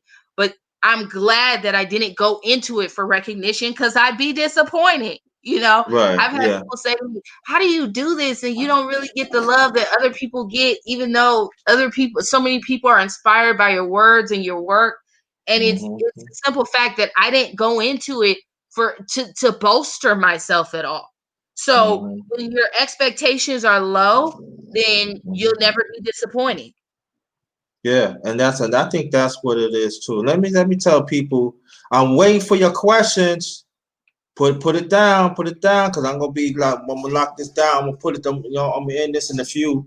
I want the questions to come in, so I just can answer that. But I know, like for me, I could tell you like this. It was one time that me and Isis spoke, and I spoke on our channel, and I said, man, I don't want to do this shit no more. And it was not what I was doing for Papa. I can't do it no more.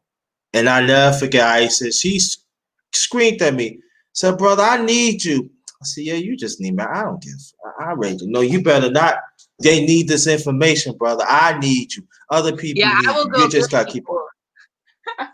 I will go get people. I've had many people say, I don't want it. I'm like, no, I will go get you, because even for myself, you know, channels like this feed my soul.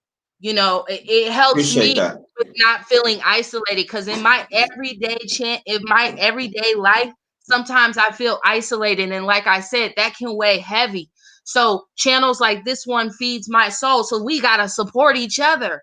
We got to make sure that we're supporting each other, because we get something from this fellowship. Yeah, you know what I'm saying? That's what I was looking forward. I was looking, and I'm saying I look for other choppers. Let people. I do look out for it. Oh, there you go. There it is, right there, Tyrone. So that's a channel right there. But you know, today I know that you sound like a private person, and you know, and I said I got to make sure to take that into account. You know what I'm saying? And that's why that, you know, I said to myself, you know what, I'm going, you know, I'm just going to make sure that I'm going to do this right. And I'm happy because we need to support channels. I appreciate the sentiment. I appreciate the compliment. I really appreciate that. But back at you, we need to support you too. We need to support you too. And wherever you ask for, if we have, we should put in. Because guaranteed them other channels of our sector, they support. You know, and I don't know, they support. And so we gotta learn to support each other and stuff like that, man. You know what I'm saying? You cannot be like, oh, I cannot do it because of such. Because I'm saying like, even like if you don't have the money, at least share, at least hit the like and hit the like and share it. Do that. And see, I know a part of the things that go on my channel are my own fault as well, because I'm horrible at self-promotion. I've never been a person that liked to, you know, promote myself in the way that so many, and it's interesting because I am an ambitious personality, but I'm also a deeply private person. And I don't like, you know, just promoting myself in that way. But when you don't promote yourself, then in a sense, it puts you in a position where you're not able to do everything that you want to do. So, even for me, I'm switching up how I'm doing things on my channel in the future where, it's going to be more about promotion, because the more that I'm enabled to do by the community, the more I can do in the community. Because you're a brand. You're a brand. You have to understand that. You're a brand. Because I remember this brother, he used to tell me, it was Money Boy Films. He told me that shit. He said, JT, my opinion. I said, you a brand. You bring a lot to the table. You bring this and you bring that. You were diverse. You a brand. So treat yourself as a brand, but stay true. Treat yourself as a brand. You are a brand, Isis. And I know some people don't want to accept it, but it is. You are a brand. You are a true brand, and we need to treat you. We got to. Yeah, like I said, at least hit the like. Hit the like. And share it. But if you have a little something, you should help them out. What's wrong with that? But I see these are the same ones they go help out others though. Right. Well, yeah, you reap what you sow, right? Yeah. And so we see on YouTube that some of the drama channels and the negative channels have a lot more love than the channels that are positive and that are focused on great things. Oh, okay. Oh yeah. Do you have a Cash App? Yeah, I'll put it in the comments. Put in the comment. Yes. Because we got to clean. Clean. That's what that from now on. Y'all put the hey, clean. Come on, to get the clean on. Come on now. Because I support. Yeah, put it in the chat. Put in the chat. Oh, Isis. Yeah. Yeah, man, get the clean. Shoot, because them other channels clean. They go clean. A lot of that money is generated, and this is the thing about the internet that I don't think a lot of people get. If you look at some of the more popular Black YouTubers and the fact that it's not a lot of positive conversation going on, and you'll wonder, where's all this money coming from? Well, it's coming from white supremacists who can donate to these channels without anyone knowing who they are, what their true identity is. And by funneling money to these people, they grow in popularity. And, it gives the idea that there are all these Black people that are supporting these negative people, supporting these negative messages that are about division and hate and spite, when in reality, they're just in their position because the white supremacists are making sure that they're in that position because those are the voices that they want heard. Any voice that white supremacy wants you to hear is not a voice worth listening to. Mm-hmm. So it's going to be your smaller channels. It's going to be the people that don't get a lot of love. They are the ones that need your love the most. They are the ones who need true subscribership, true family. They are the ones who need their voices amplified, not the people that, the white supremacists are keeping them in their position. Hey, I got a donation. Thank you so much, Queen. Thank you. Yeah. So that's what's up. You know what I mean? So didn't I have a question? I hope I didn't miss anything. I think I. Let me see. I'm trying to look for some. Eunice. Okay, I definitely was not going to miss this question. She said, "Do you find yourself always fighting against the 85%, meaning religious people, being that you're conscious?" Yes, absolutely. One of my biggest fights, absolutely. I do find myself in that position because people don't understand why religious thinking is so detrimental to Black people. Even when you spell it out, no matter what, they just don't understand. Because they don't want to understand because they are so indoctrinated. And really, it's such a perfect scam, because we as Black people, being people with a soul, are the most spiritual people on the face of the planet. Okay. What they have done is convinced you that the reason why you're spiritual, the reason why you're able to tap into things and, you know, make things happen, they have convinced you that the reason why is because of white Jesus. So they have discredited our ancestors and moved it on to white Jesus, and it's like, that's why you're spiritual. And the Black people can feel the spirituality inside them, and they say, well, these people are saying it's God, it's white Jesus, they must be right. But really, it is our condition. And I want every Black person to know that if they step away from the church, they will still have that spirituality within them. The only difference is it won't be confined to that religion. The sky will be the limit with your spirituality. And that's a great thing. That is a great gift for anyone to have. And thank you so much to Queen I Know Who I Am. Thank you for the support and the blessings. I just love it. Mm-hmm.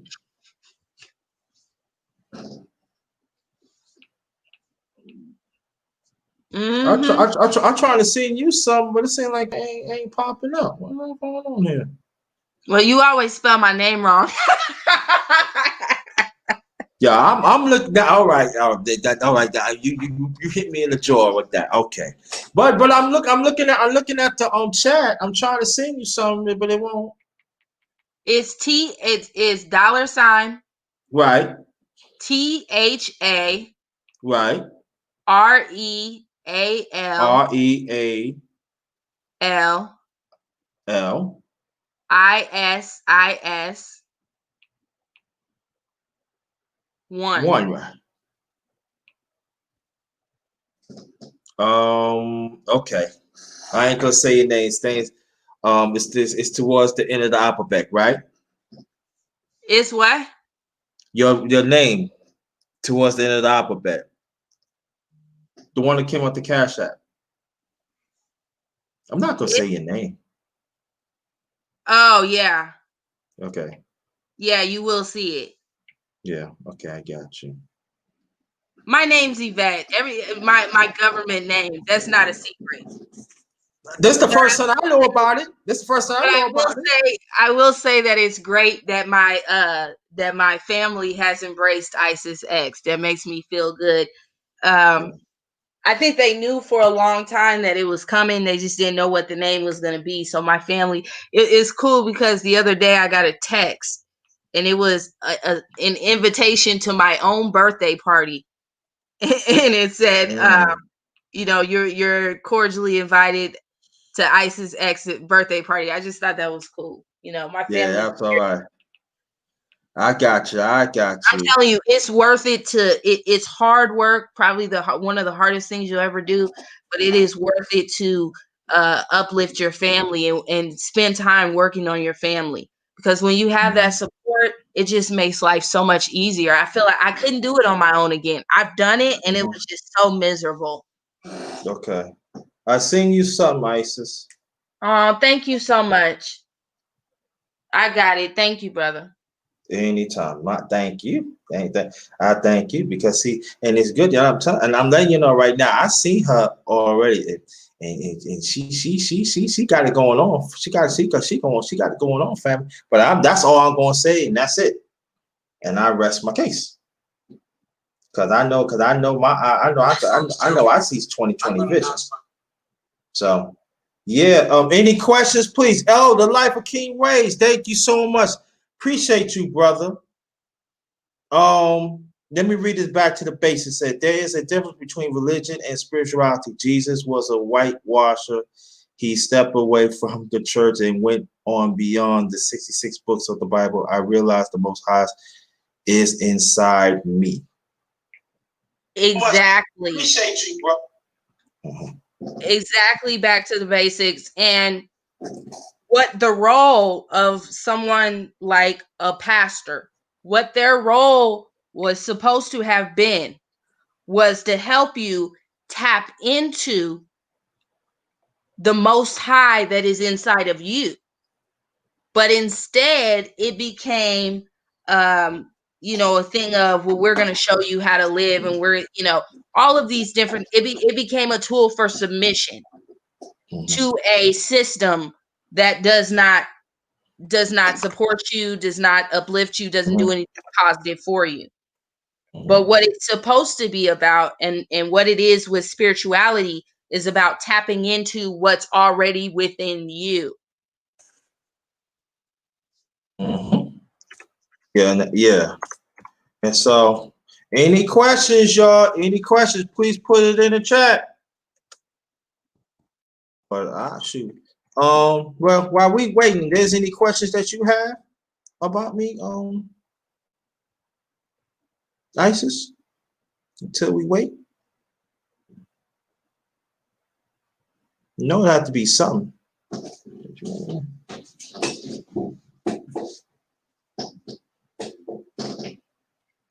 When are you gonna get married? when you gonna stop being single?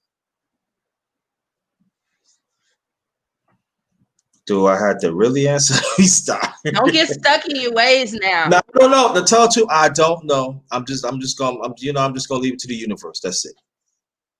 Mm-hmm. I was married one time. And then after that, I said I didn't want to be bothered because, but to think about that. But before I continue, Queen, I said, how should we go about internet dating?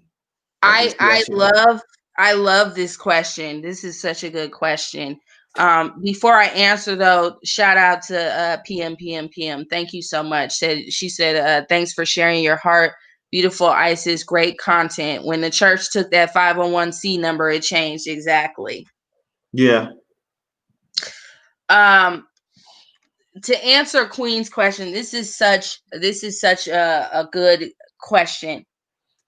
We have to stop relying on internet dating apps. And when I say we, I'm really going to direct this one to the Black man. We have to get back to meeting face to face at the grocery store, not in a disrespectful way. Don't step to me crazy in the grocery store. Okay, I'll tell you right now, we're going to have problems. But we need to, get to having conversations and meeting each other in person, because these dating apps are presenting a lot of risk, especially when we're in a war. Like on my profiles, it says I only date Black men, on my internet profiles. Well, that puts me in a safety predicament as well. If somebody wants to pretend to be a Black man, there's a lot that's going on with catfishing and stuff like that in the community. So we need to be very wary of these apps. If you live in a place where it's kind of rural, you know the word I'm trying to say, where there's not a lot of people around. I'm sorry, I cannot get the double R's. Rural. I cannot get that RURAL. I can't get it out right now. But if you are somewhere where there's not a lot of people around, a dating app could be great to show you who's in the next town over or something like that. But really, we should not be relying on that. It's always struck me as odd, because you guys know I'm single, and it's weird for me to go to places and I'll have some brothers staring daggers at me. I mean, just obviously they're liking what they're seeing, but they're not stepping to me. And we want our brothers to be confident to step to us, come to us as a man in a respectful way. And I mean, you guys have that power, to do that. And it opens us up to more relationships. So okay. I think doing things online impersonalizes things. Okay. Question from Tom Malone. Have you ever considered opening a nonprofit organization? That is a good question. No. And I'm going to tell you why. Okay. I will say this. I did consider it, but the reason why I chose not to is because once you open up a nonprofit organization and you get your paperwork, you are now restricted as far as who you can receive donations from. So now that you have this designation, you have to follow the rules. And the government says you can only accept donations from these organizations. You can only accept donations from these people. They also have a say in how those donations are used. They can tell you, you can't use the donations in this way, you have to use them in that way. So my goal was for a long time to start a nonprofit, but once I learned about it, and this will explain for a lot of people as well why most Black organizations, the donations that go to them, you never really see. Okay. There should be, with as much money as some of these Black organizations make, they got enough money to send us $200 every month. But we never see those donations because the government dictates how that money is spent and who you can get the money from.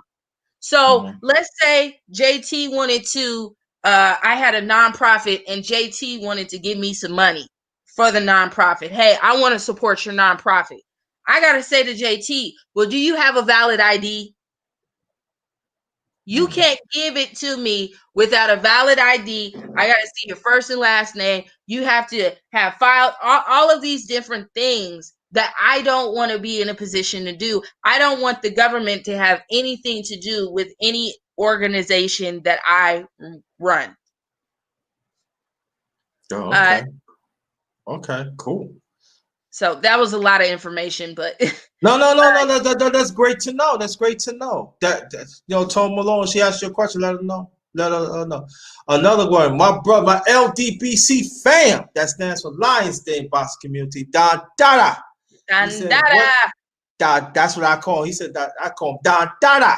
That's what I call him, and that's how I'm stand for it. And only person can say it like that is the underrated one. I mean to pat myself on the back. Thank you. Okay. The question is, what does she likes to do for fun? I guess what do you like to do for fun? What do I like to do for fun? Hanging out with my nephew.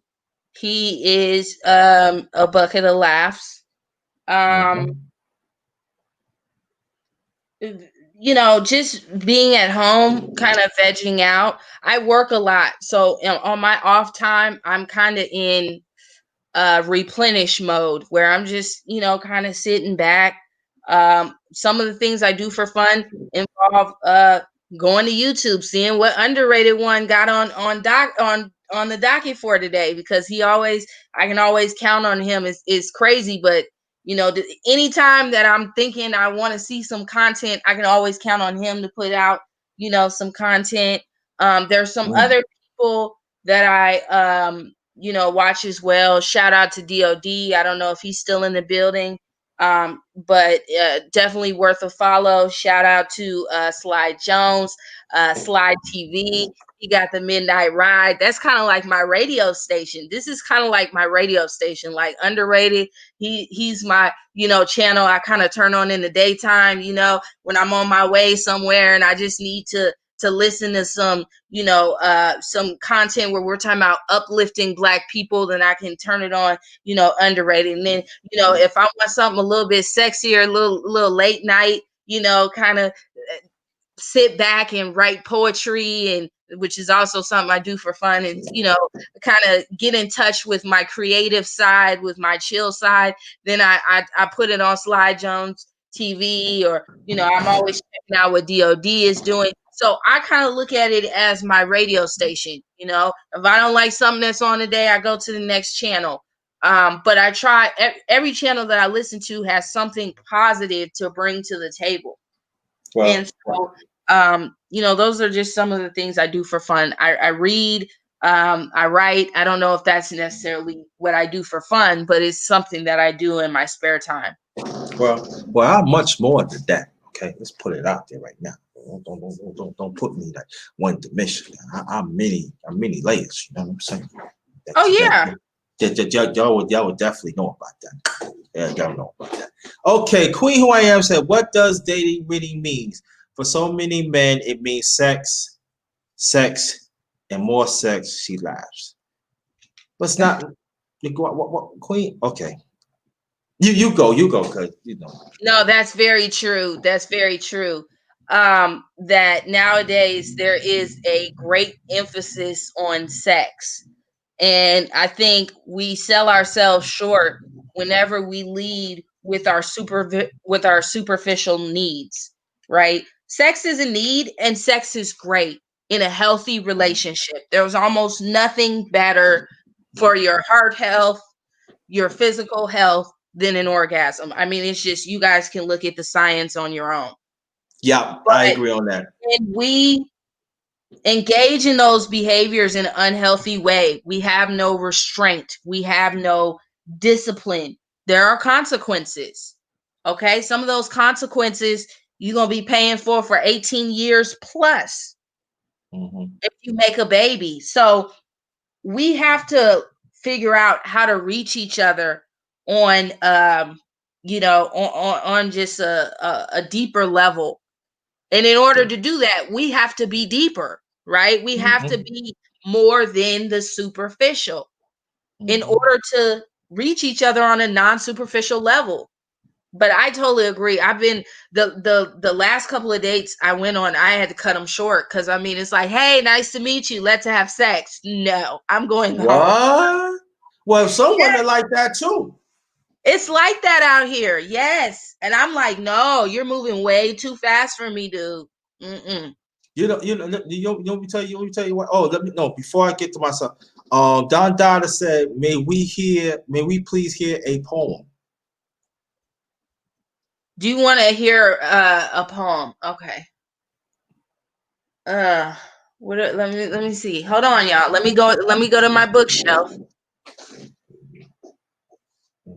You keep talking. I'm gonna come back with a poem. Yeah, well, once upon a time, I went on this date, right? Family.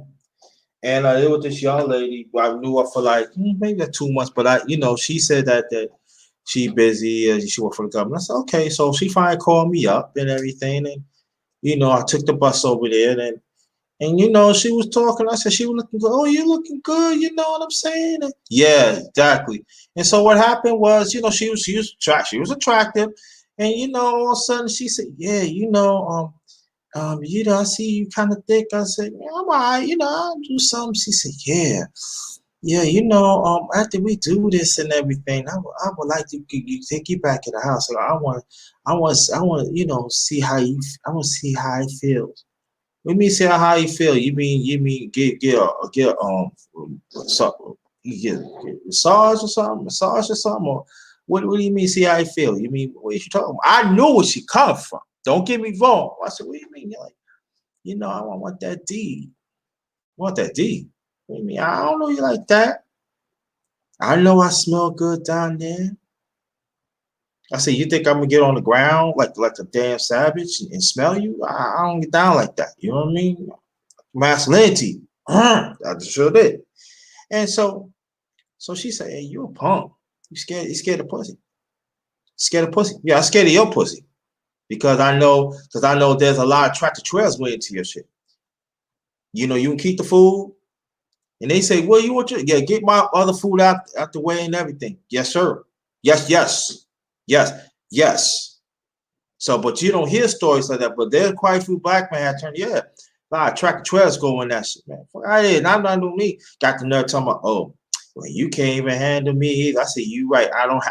You know what? I don't handle. I said, I don't handle trash. And that's what you are. A dirty garage trash that anybody can go up in it. So that makes me special.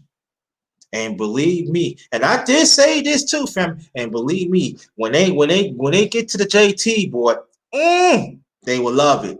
But you will never get it because I don't deal with trash. You see that trash overload right there? That's you. I feel sorry for that trash because you much more dirty than that shit. Yeah, I sure did. I got great stories too. That's right. I'm matter of fact, Yo, it's a 7 project. Thank you so much. Yo, I want you to go. Anthem Frederick, thank you so much. I want you to support each other. 7 project, please support the brother. Great I'm telling y'all, young brothers, great information. King Waves get ready to pull up. Great information. Queen Who I Am, great information. Back to the basics, great information. I don't know, Isis heard me and everything. But yeah, but make a long story short, she I'm said, back now. Okay. She didn't hear the story. Yeah. Okay. I'll finish my story at the poem. Okay. Oh, okay. I really am on the spot to read a poem. Okay. Go ahead. See, I left. I thought I'd come back. Y'all would be, sometimes the memories don't be good. Okay. All right. This poem's called Human Touch. And I picked it because it's a good poem about this poem. I'm going to tell y'all what it's about when I read it. The human touch is powerful. It melds hearts and cradles babes. That same touch swept over my face, shined on me like the sun. I was wrapped in touches, longed for nothing else. Self-fulfillment is ordinary. Your touch is extraordinary. You could grasp my bottomless soul.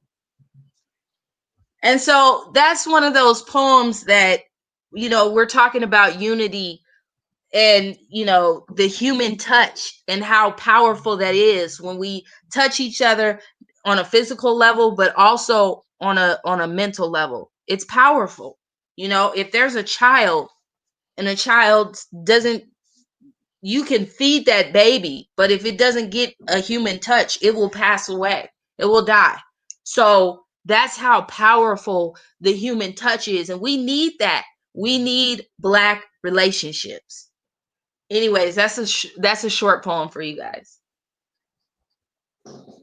Okay. Cool. King Waves and the 7 Project. I did something nice for y'all. I want you to type in the chat.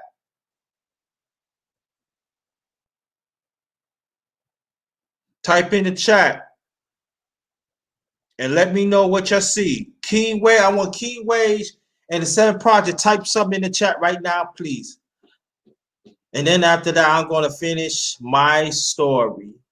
I know Isis want to hear that. I know she want to hear that. Yeah, I feel it. I feel it, Isis. You want to hear what I said, but if you guys like the poem, let me know though. Yeah. She said, yeah. Before I continue my story, let her know that y'all like.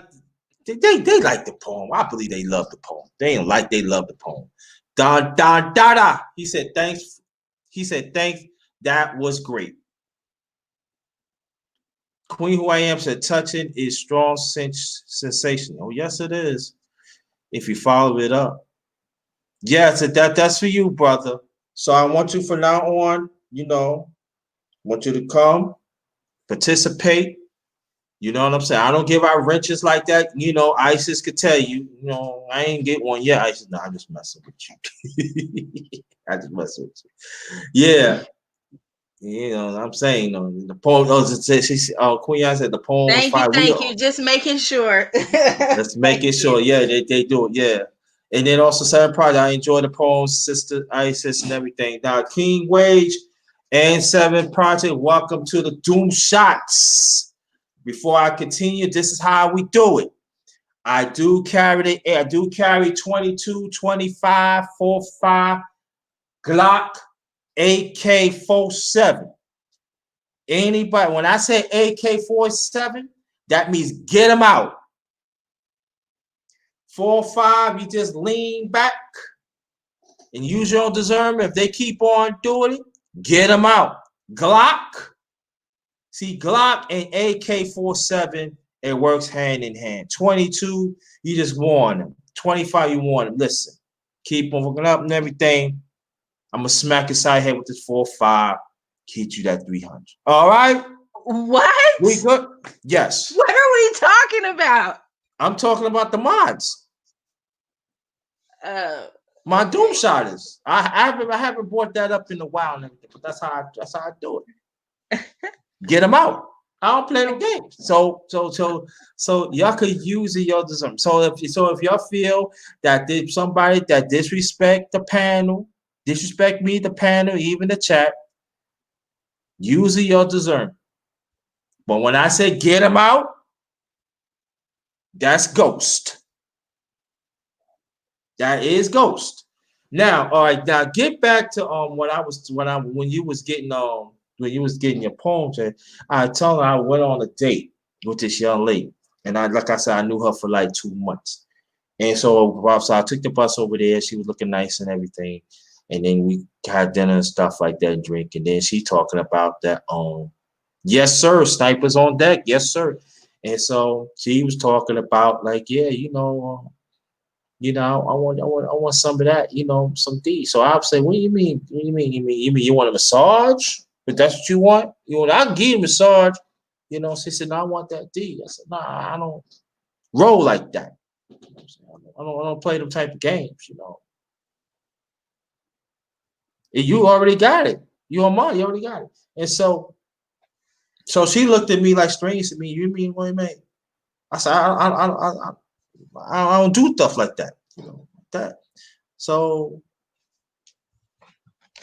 she went and say like, oh well, you ain't all that either. So, I said, well, So I said, yeah, I don't deal with garbage because I ain't garbage. So she says little things here and there, like, that's how you feel about it. So I said, you see that garbage over there? That's what you are. You garbage. And then I did say that, I could actually tell that you let a lot of tractor trailers win in you, huh? There's a green light to you all of a sudden, right? So I don't get down like that, So you have to go like, well, you ain't all that anyway. That's all right, but you don't have to worry about me. So she said, that's why you scared of my pussy. I said, you right, I'm scared of pussy because you had a lot of dirty tractor trailers up in there. And I bet you they parking that motherfucker too. You damn right, I'm scared of that shit. That's why I'm walking away from your stink asses. I didn't bring that up before, family. Your stink asses anyway. So I left there and I felt good and everything. Left her ass fucking stinking. So that's what black men, we have to do that more. And I know there are black men do stick up for that too. That we don't talk about it too. So but what I was telling the family and stuff that Tone Lone, he said, yo, I do have great stories and stuff. So I might do a series about me telling stories what happened to me in the past. You know what I mean? Some I might have panels, some I might. Some I'm not. So who knows? If some people want to hear some stories, you know what I'm saying? I keep you laughing. I've been some things, man. I've been some things that I couldn't been here, that I wouldn't been here. And I got some stories that make you laugh and everything. There's one story I told Tom Malone that I can't say that, let's say that she trying to play me, and then she ended up getting played. But she ended up liking it too. But that's another story and everything. Any more questions for the realist? Oh yeah, you're making me want to do another gun video. Oh yeah, she do gun videos. Yo, I'm just letting you know, Isis. If I say anything wrong to you in the past, we cool, right? I don't want to get shot from you. Whatever. Yeah. You know what? You sound like my brother-in-law. He say that all the time. He said, I don't want to get on her bad side. She got too many guns. There you go. Yeah, that's what she got too many guns. I love you. If I say I love you, I just remember you said you pointed. I love you. Remember I said, I love you. Remember I said that. No, but on the real, like I am a proud, responsible gun owner. Period. Responsible gun ownership. Okay, but I want to ask you a question though. Do you ever desire to get married? I don't desire to get married, or no, not desire. Do you want to get married? I'm sorry. I feel like those are things you don't desire until you meet the right one. Like I remember when I was in love, I was like, I had never in my life I never felt like I was going to be ready for marriage. But when I was truly in love, I was like, let's do it. Thankfully I didn't. But I'm just saying, when you're in love, a lot of those things seem plausible. When you're not in love, I don't know. When you're single, it's like I don't really focus on those things. You know, as somebody was saying to me the other day, there was this brother, and I guess he was trying to get my attention, and I was completely oblivious. And somebody was like, he was, you know, why didn't you? And I'm like, because I don't pay attention because I'm in single life. So it's like I don't even think about men like that unless they kind of make it known. They got to really, you know, spell it out. But when you think about like having kids and all of that stuff, like as a single woman, I'm like, no. But if it was the right one, Okay. you know, then you look at it much differently. Then it Yeah. becomes really plausible, and it's not something that you're scared to do. It's something that you're actually looking forward to. But I would like to get married. Another question that I get asked all the time, and I'll just answer it here. People have told me, if you were to go, if you were to get to a certain point where, you know, you may lose your chance of having kids or whatever, would you consider dating outside of your race? And I still would not. You know, so whether or not I get married, my love is only for the, you know, Black man. I'm not going to switch races no matter how old I get, because at the end of the day, it's not just about me loving the Black man. That's a part of it. But the other part is it's disrespectful to to my ancestors. It would be too disrespectful. And so for me, I have to stand firm where I'm at. But that doesn't mean that I'm just going to get with anybody who treats me any type of way because of the color of their skin. Right. You still got to hold out for the right one. I'm gonna ask one more question. Then I'm gonna ask you to say your last remarks, and I want you to stay. Then I'm saying my last one. We're gonna close it out. That sound good to you? Yep. Okay. Now, as a Black woman, what you would say to a Black man that he's searching for that right Black woman? What you would tell him? What things you would tell him to look for? Okay. So first of all, I would say find her. Don't stop looking until you find her, because she's definitely out there and she's ready and willing for love. That right person for him is ready and willing for love. As far as advice, I would say have realistic expectations and recognize that as a Black man, as a natural leader, that you have the ability to move things into a healthy direction. No matter what, the Black woman is always going to look to the Black man for leadership. So that means that you need to be able to guide people in a healthy manner and guide the woman, you know, that you're looking for in a healthy manner, in a constructive way. If she's not doing something, or there's something that's going on that's unhealthy, instead of rejecting that person, instead of criticizing that person, show them how to do it differently. Because if you know better, you'll do better, right? Yeah. And Queen said honesty, integrity, discipline, and patience is important. And I completely agree. You guys know, those of you who know me, those of you who are here from my channel know how important discipline is to me. It's something that it's so much easier to be disciplined when you're surrounded by other disciplined people, right? If you're on a diet and everybody around you is eating ice cream, it's kind of hard to stick to your diet. You're going to want to be like everybody else and eat that ice cream. But if you're surrounded by people who are eating healthy and focusing on their spiritual and physical well-being, then you're more likely to be able to focus on your physical and spiritual well-being. So we have to create those communities, and it starts with the relationship. Mm-hmm. But absolutely, Queen answering this question for me. She said, "Go for what's inside first. Physical attractiveness should not be second." You know, I've known so many good women who have said to me, and we've talked and we've had long talks, and the black man's always like the first or second thing that comes up, and you know, they feel like I'm behaving this way because this is what gets me attention.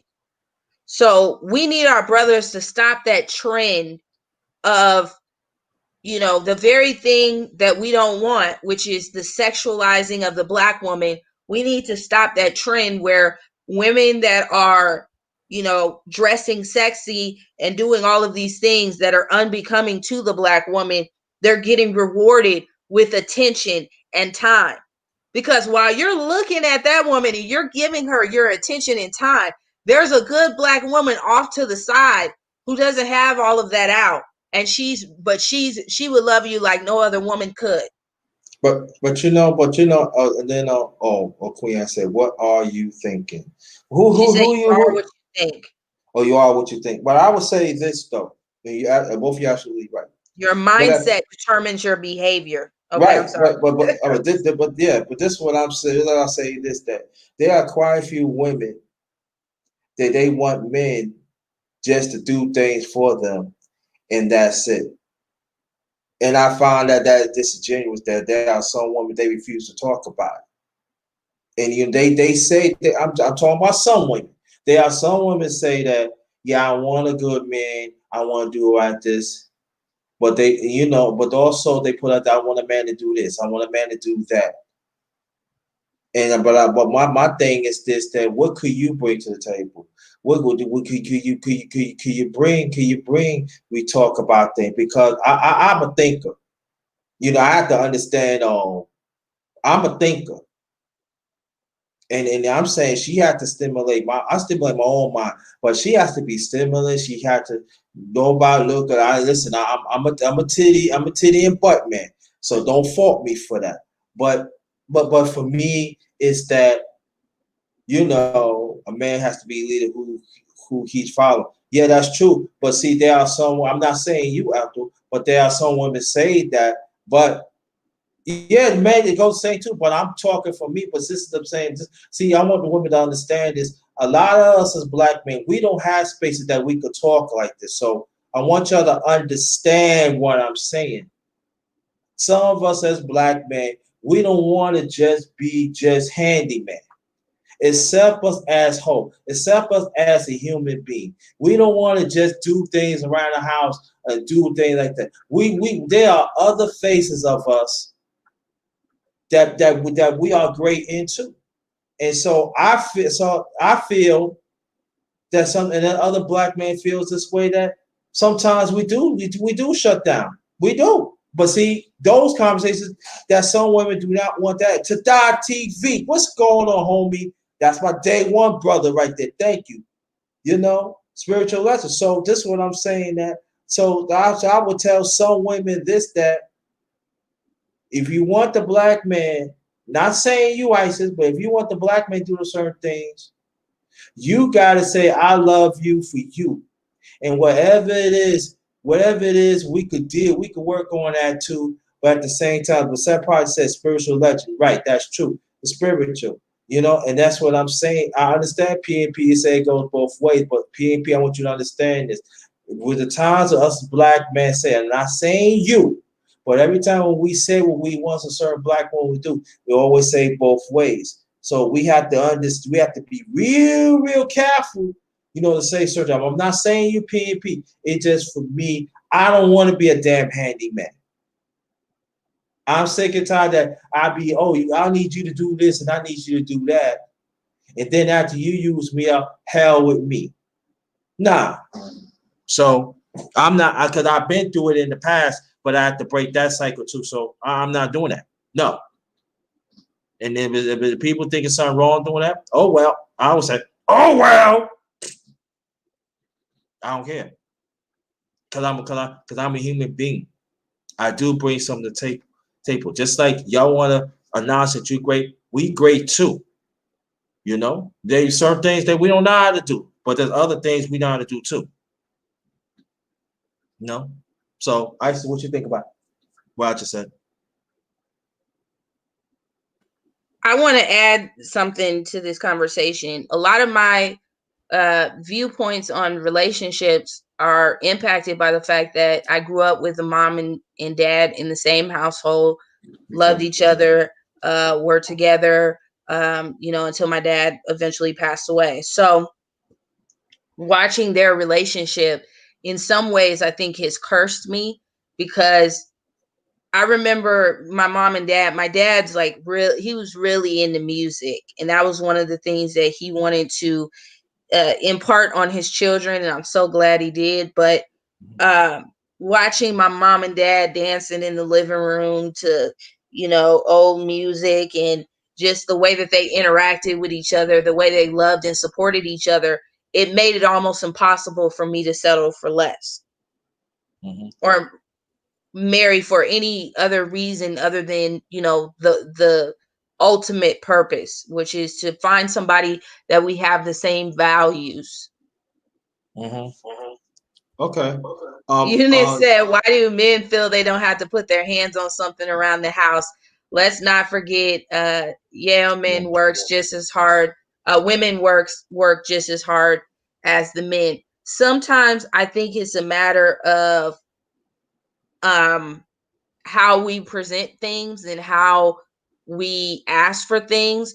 Also, we need to hold people to certain standards, right? Because in the beginning of a relationship, I've seen where a lot of people will say, oh, well, this is the way things are. But once we get to this point in the relationship, whether it's once we get married, once we've been dating for a year, whatever, things will just magically change. Be aware of what's going on from the beginning of the relationship. Don't be in a place of lust. Okay. Been there, done that. Now, I'm not putting anybody down that's been in that situation. We've all been there, done that. But I'm saying when you get older, those feelings of lust should die down a little bit, where you can see people for who they are. Assume that that's the person that they're always going to be, because very few people actually grow and change for reasons that we've already mentioned. It's hard to grow. It's hard to change. It's hard work to go inside yourself and do those things. So assume that that person is who they're always going to be. Also, there are I guess as my grandma would say, you catch more flies with honey. There are certain ways that you can kind of present things. Listen, if you do this for me, then it's going to help me and it's going to make me happier. And then when I'm happier, then I can bring more happiness to you. So, it's a certain way that you present it where it's best for all of us if you pick up the slack. But some of these people are just lazy, men and women. Yeah, Women that don't exactly. want to cook anything. Yes, They go exactly. into the Say it, drive-through please. every day. Say it, please, because I ain't mean to cut you. Because see, this is some women don't want to say, but I'm gonna damn say it, and I don't care who get offended. I find a quite few women do not know how to damn cook. They don't know how to clean a goddamn house. But you know what? But some of y'all want to have, I ain't saying y'all, to my house, but y'all want to have your girlfriends over. You cook for your girlfriends. You cook for your gay friends. You clean you clean their house with them. But when the man comes home, when he says he bring it home, he doing the right thing. But y'all don't want to do it. But that conversation, some of y'all don't even want to have. I'm just saying, I have a very conservative.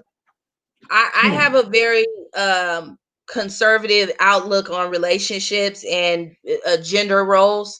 And again, that's going to be influenced by the way that I grew up. My mom being a stay-at-home mom who, overseen the education of her children as well as the household. However, we were also living in a time when the dollar went so much further than it used to. Now we're living in a time where, in order to put food on the table and for your children, any children that you want to have within the relationship, two people have to work. So now that two people have to work, then the woman is now supposed to be juggling all the household chores while also being a freak in the bed, while also going to work every day. That's not going to work. The brothers have to step up and they have to help, because this is the world we live in now. And I agree with that. There was one brother who said that, you know, he didn't want that life for him and his woman, and so he started a business.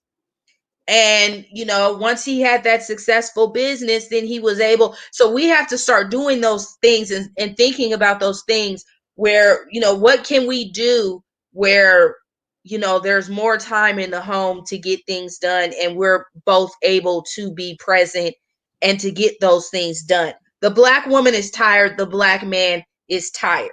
So that's why we talk about getting the coin, starting a business. Even if you're working, starting a business on top of on top of working, because there's a lot of things you can do, you know, to make your life easier. I'm a big fan of apps, of pressing a button and having somebody come over and clean my house.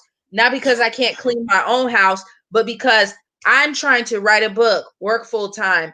I've got businesses on, you know, all of these different things. And so we have to work together. You know, when some Black people find out that I got a cleaning lady, they're like, what? You got to clean, you know, and there's judgment.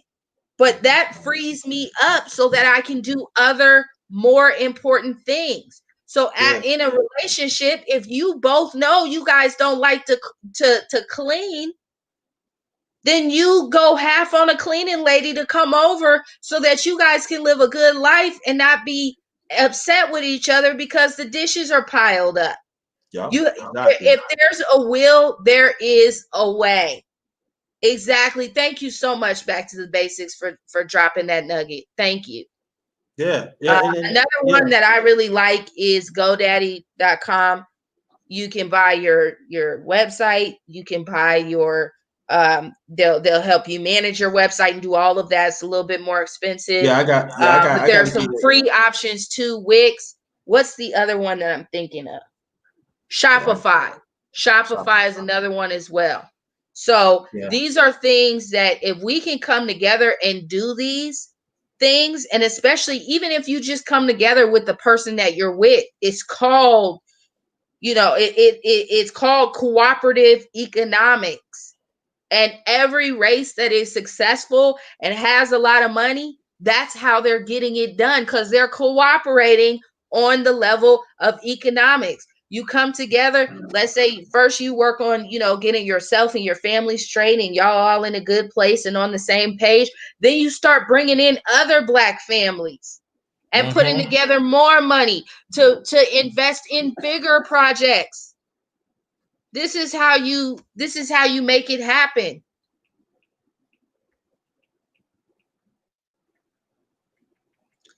Seventh Project said, Isis, I noticed when you speak about Black couples, you say we a lot. The average Black woman doesn't speak that way. They are trapped in an I mindset despite having someone in their life. I think that's very true. I think that's very true. This system has churned out a lot of self-centered, narcissistic personalities. I mean, just look around. Everybody's obsessed with self. Everybody wants to be the ish, okay?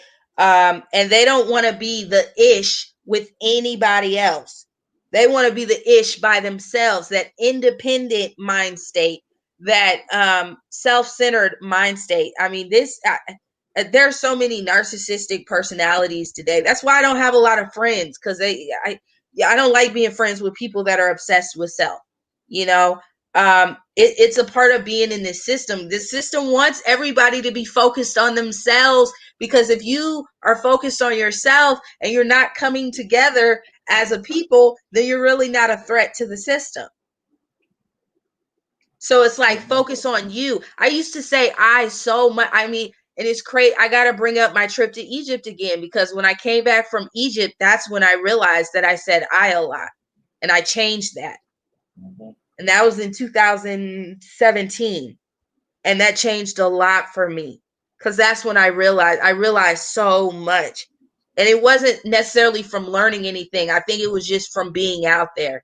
It truly, it's hard to explain, but when you're out there and you are walking up the steps of a pyramid and the sun is just beating down on you and it's hotter than you've ever experienced in your life, it's something, I don't know what it is, but it is a life-changing experience. But Okay. I totally agree with your statement.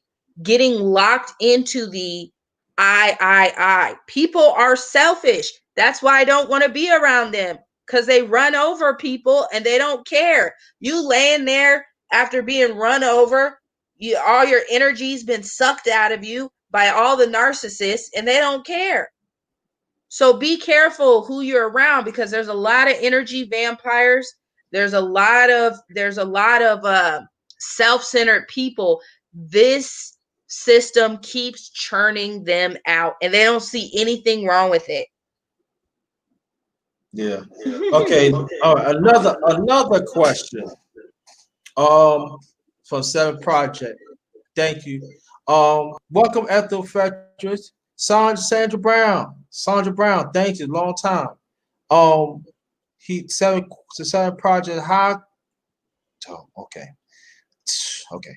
How can you be independent in a relationship, trying to be independent in a interdependent situations?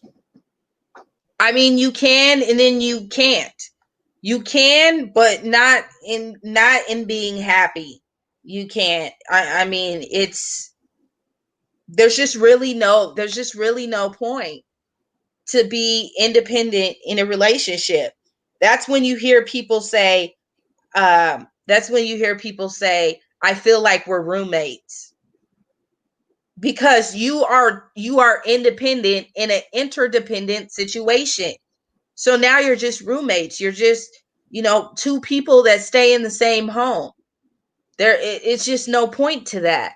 And I've even had some guys that have come to me with hey, let's do it, but they wanted kind of an independent situation, and we go half on the bills, and then we do this and we do that. I don't want a roommate. I want a partner. Yep. But let me see. We have PNP said we have something to bring to the table along with unconditional love and submission for the right real man. Don't have time for the selfies. Yeah, that's true. Okay, any more questions? That's it. Cause Queen got to go, and brother man got to go. Cause I'm damn hungry. I might have to go out. You didn't say you was hungry. Listen, Queen got one question. I'm gonna go ahead and answer this. I'm gonna get out of here. Thank you guys so much. I would just say your last remarks too. Okay. Queen said, what does Isis think about entanglements and situationships? I think they're a total waste of time, that they are very hurtful to family units. They're very, very hurtful, because oftentimes it involves somebody cheating on somebody else, and ultimately just another way to tear down the Black family. It's perfect for narcissists. We live in a world full, I'm telling you, this system churns out so many narcissists, and it's perfect for them because they don't really care about anything other than themselves and somebody to make them feel good. And there will come a point in every relationship when the person you're with fails to make you feel good. It can, there's just, maybe they're being honest and they tell you don't look good in those jeans. It doesn't matter what it is. Well, what does the narcissist do? They go and find somebody who will make them feel good, because that person doesn't know them as well. That person doesn't have to deal with them on a day-to-day basis. So it's very easy for that person to come along and make them feel good about themselves. But it is a part of narcissism. And so it was good that you brought up that question when you did, when we were talking about it, because that's what it's for, is people that are just worried about feeling good, and they have no depth to them. Okay. People that talk about wanting to build true relationships, and people going into relationships with an agenda, and there's values that they're looking for. Those are the people that you will not see engaging in entanglements. It's the people that want a relationship because they friends got a man. My friend got a man. I don't want to be the only one out here who's not married. So it's all about their viewpoint on relationships. It's all about what's in it for me, what I can get. Those are the type of people who get involved with entanglements and situationships because they want to feel good in the moment. All right, I'm gonna let it go there. Thank you so much for the love, man. Y'all been great. Okay, now last remarks, please, and I want you to stay to make my last remarks, and then we go close it out. Okay. Last remarks, like I said, thank you guys so much for all the love and the support. I know that I have different viewpoints. I have viewpoints that are probably not, definitely not mainstream, and probably not popular in a lot of Black crowds. But for me, it's always about Black first. Not any type of group of Black first, but I'm just saying in general, Black first. Let's do for us. Let's lift each other up. Let's expose what's going on that's wrong so that we can do something to make it better. We are all we got. I love you guys. With that, I'm getting up out. But thank you so much for the love. Thank you. And let me say this too. I want to thank everybody to man, we approached 3 hours. It's one of the longest longest chocolate. But I want to thank y'all so much. Matter of fact, before I leave, let me put down my secondary email. This is what you reach out if you want me to do a chop up. But I'm letting you know right now, I have to know you. If I don't know you, I'm not doing it. I mean, that don't even sound right, but I'm gonna let it go like that anyway. If I don't know you, I'm not gonna do you. All right. Cannot see open. Okay, this is my secondary email. Also, you can reach out to email if you need somebody to talk to. You go through hard times. That's the email you can reach out to me too. But also, this is also the email you want to reach out. You want me to do a chop up series, do a chop up with you, and the chop up is all about asking a few questions, and then y'all gonna talk on the dark round table just as this. Y'all can tell this is not an interview. It was a chop up, and this is one of the best ones I had. All of them is the best in their own way, but this has turned out great. So thank y'all so much. I might come back. If y'all would still want to donate to me or donate to ISIS, you can. It's in the chat. Mine's JT, capital JT 53000. Can somebody put her Cash App in quickly, please, before I close this out? Could somebody put a Cash App so she can. Oh, also, anybody that is traveling, right now that is on their way home or go on to their destination, let me know. I'm willing to stay alive longer so y'all can get home or get to your safe destination. So let me know right now that if you're traveling to home right now, on your way home right now, or to your destination, let me know right now, and I will stay on. I know Isis, she will have to go. There it is. So anybody that wants to donate, thank you, Queen Wham. Anybody that wants to donate, y'all can donate right then and there. And also my Cash App is capital JT 53000. So let me ask you again. Anybody that is traveling right now, let me know right now. I will stay on until you get there, till you get to your safe destination. Or travel it back when you get home. I would also stay on the line to make sure when you get home, but you gotta let us know you get home. I'm waiting right now, y'all. Anybody, I hope you hear what I'm saying now, because when I close this out, I'm closing this out. But I'm willing to do that. So us as a people, let us know that that y'all get there safely.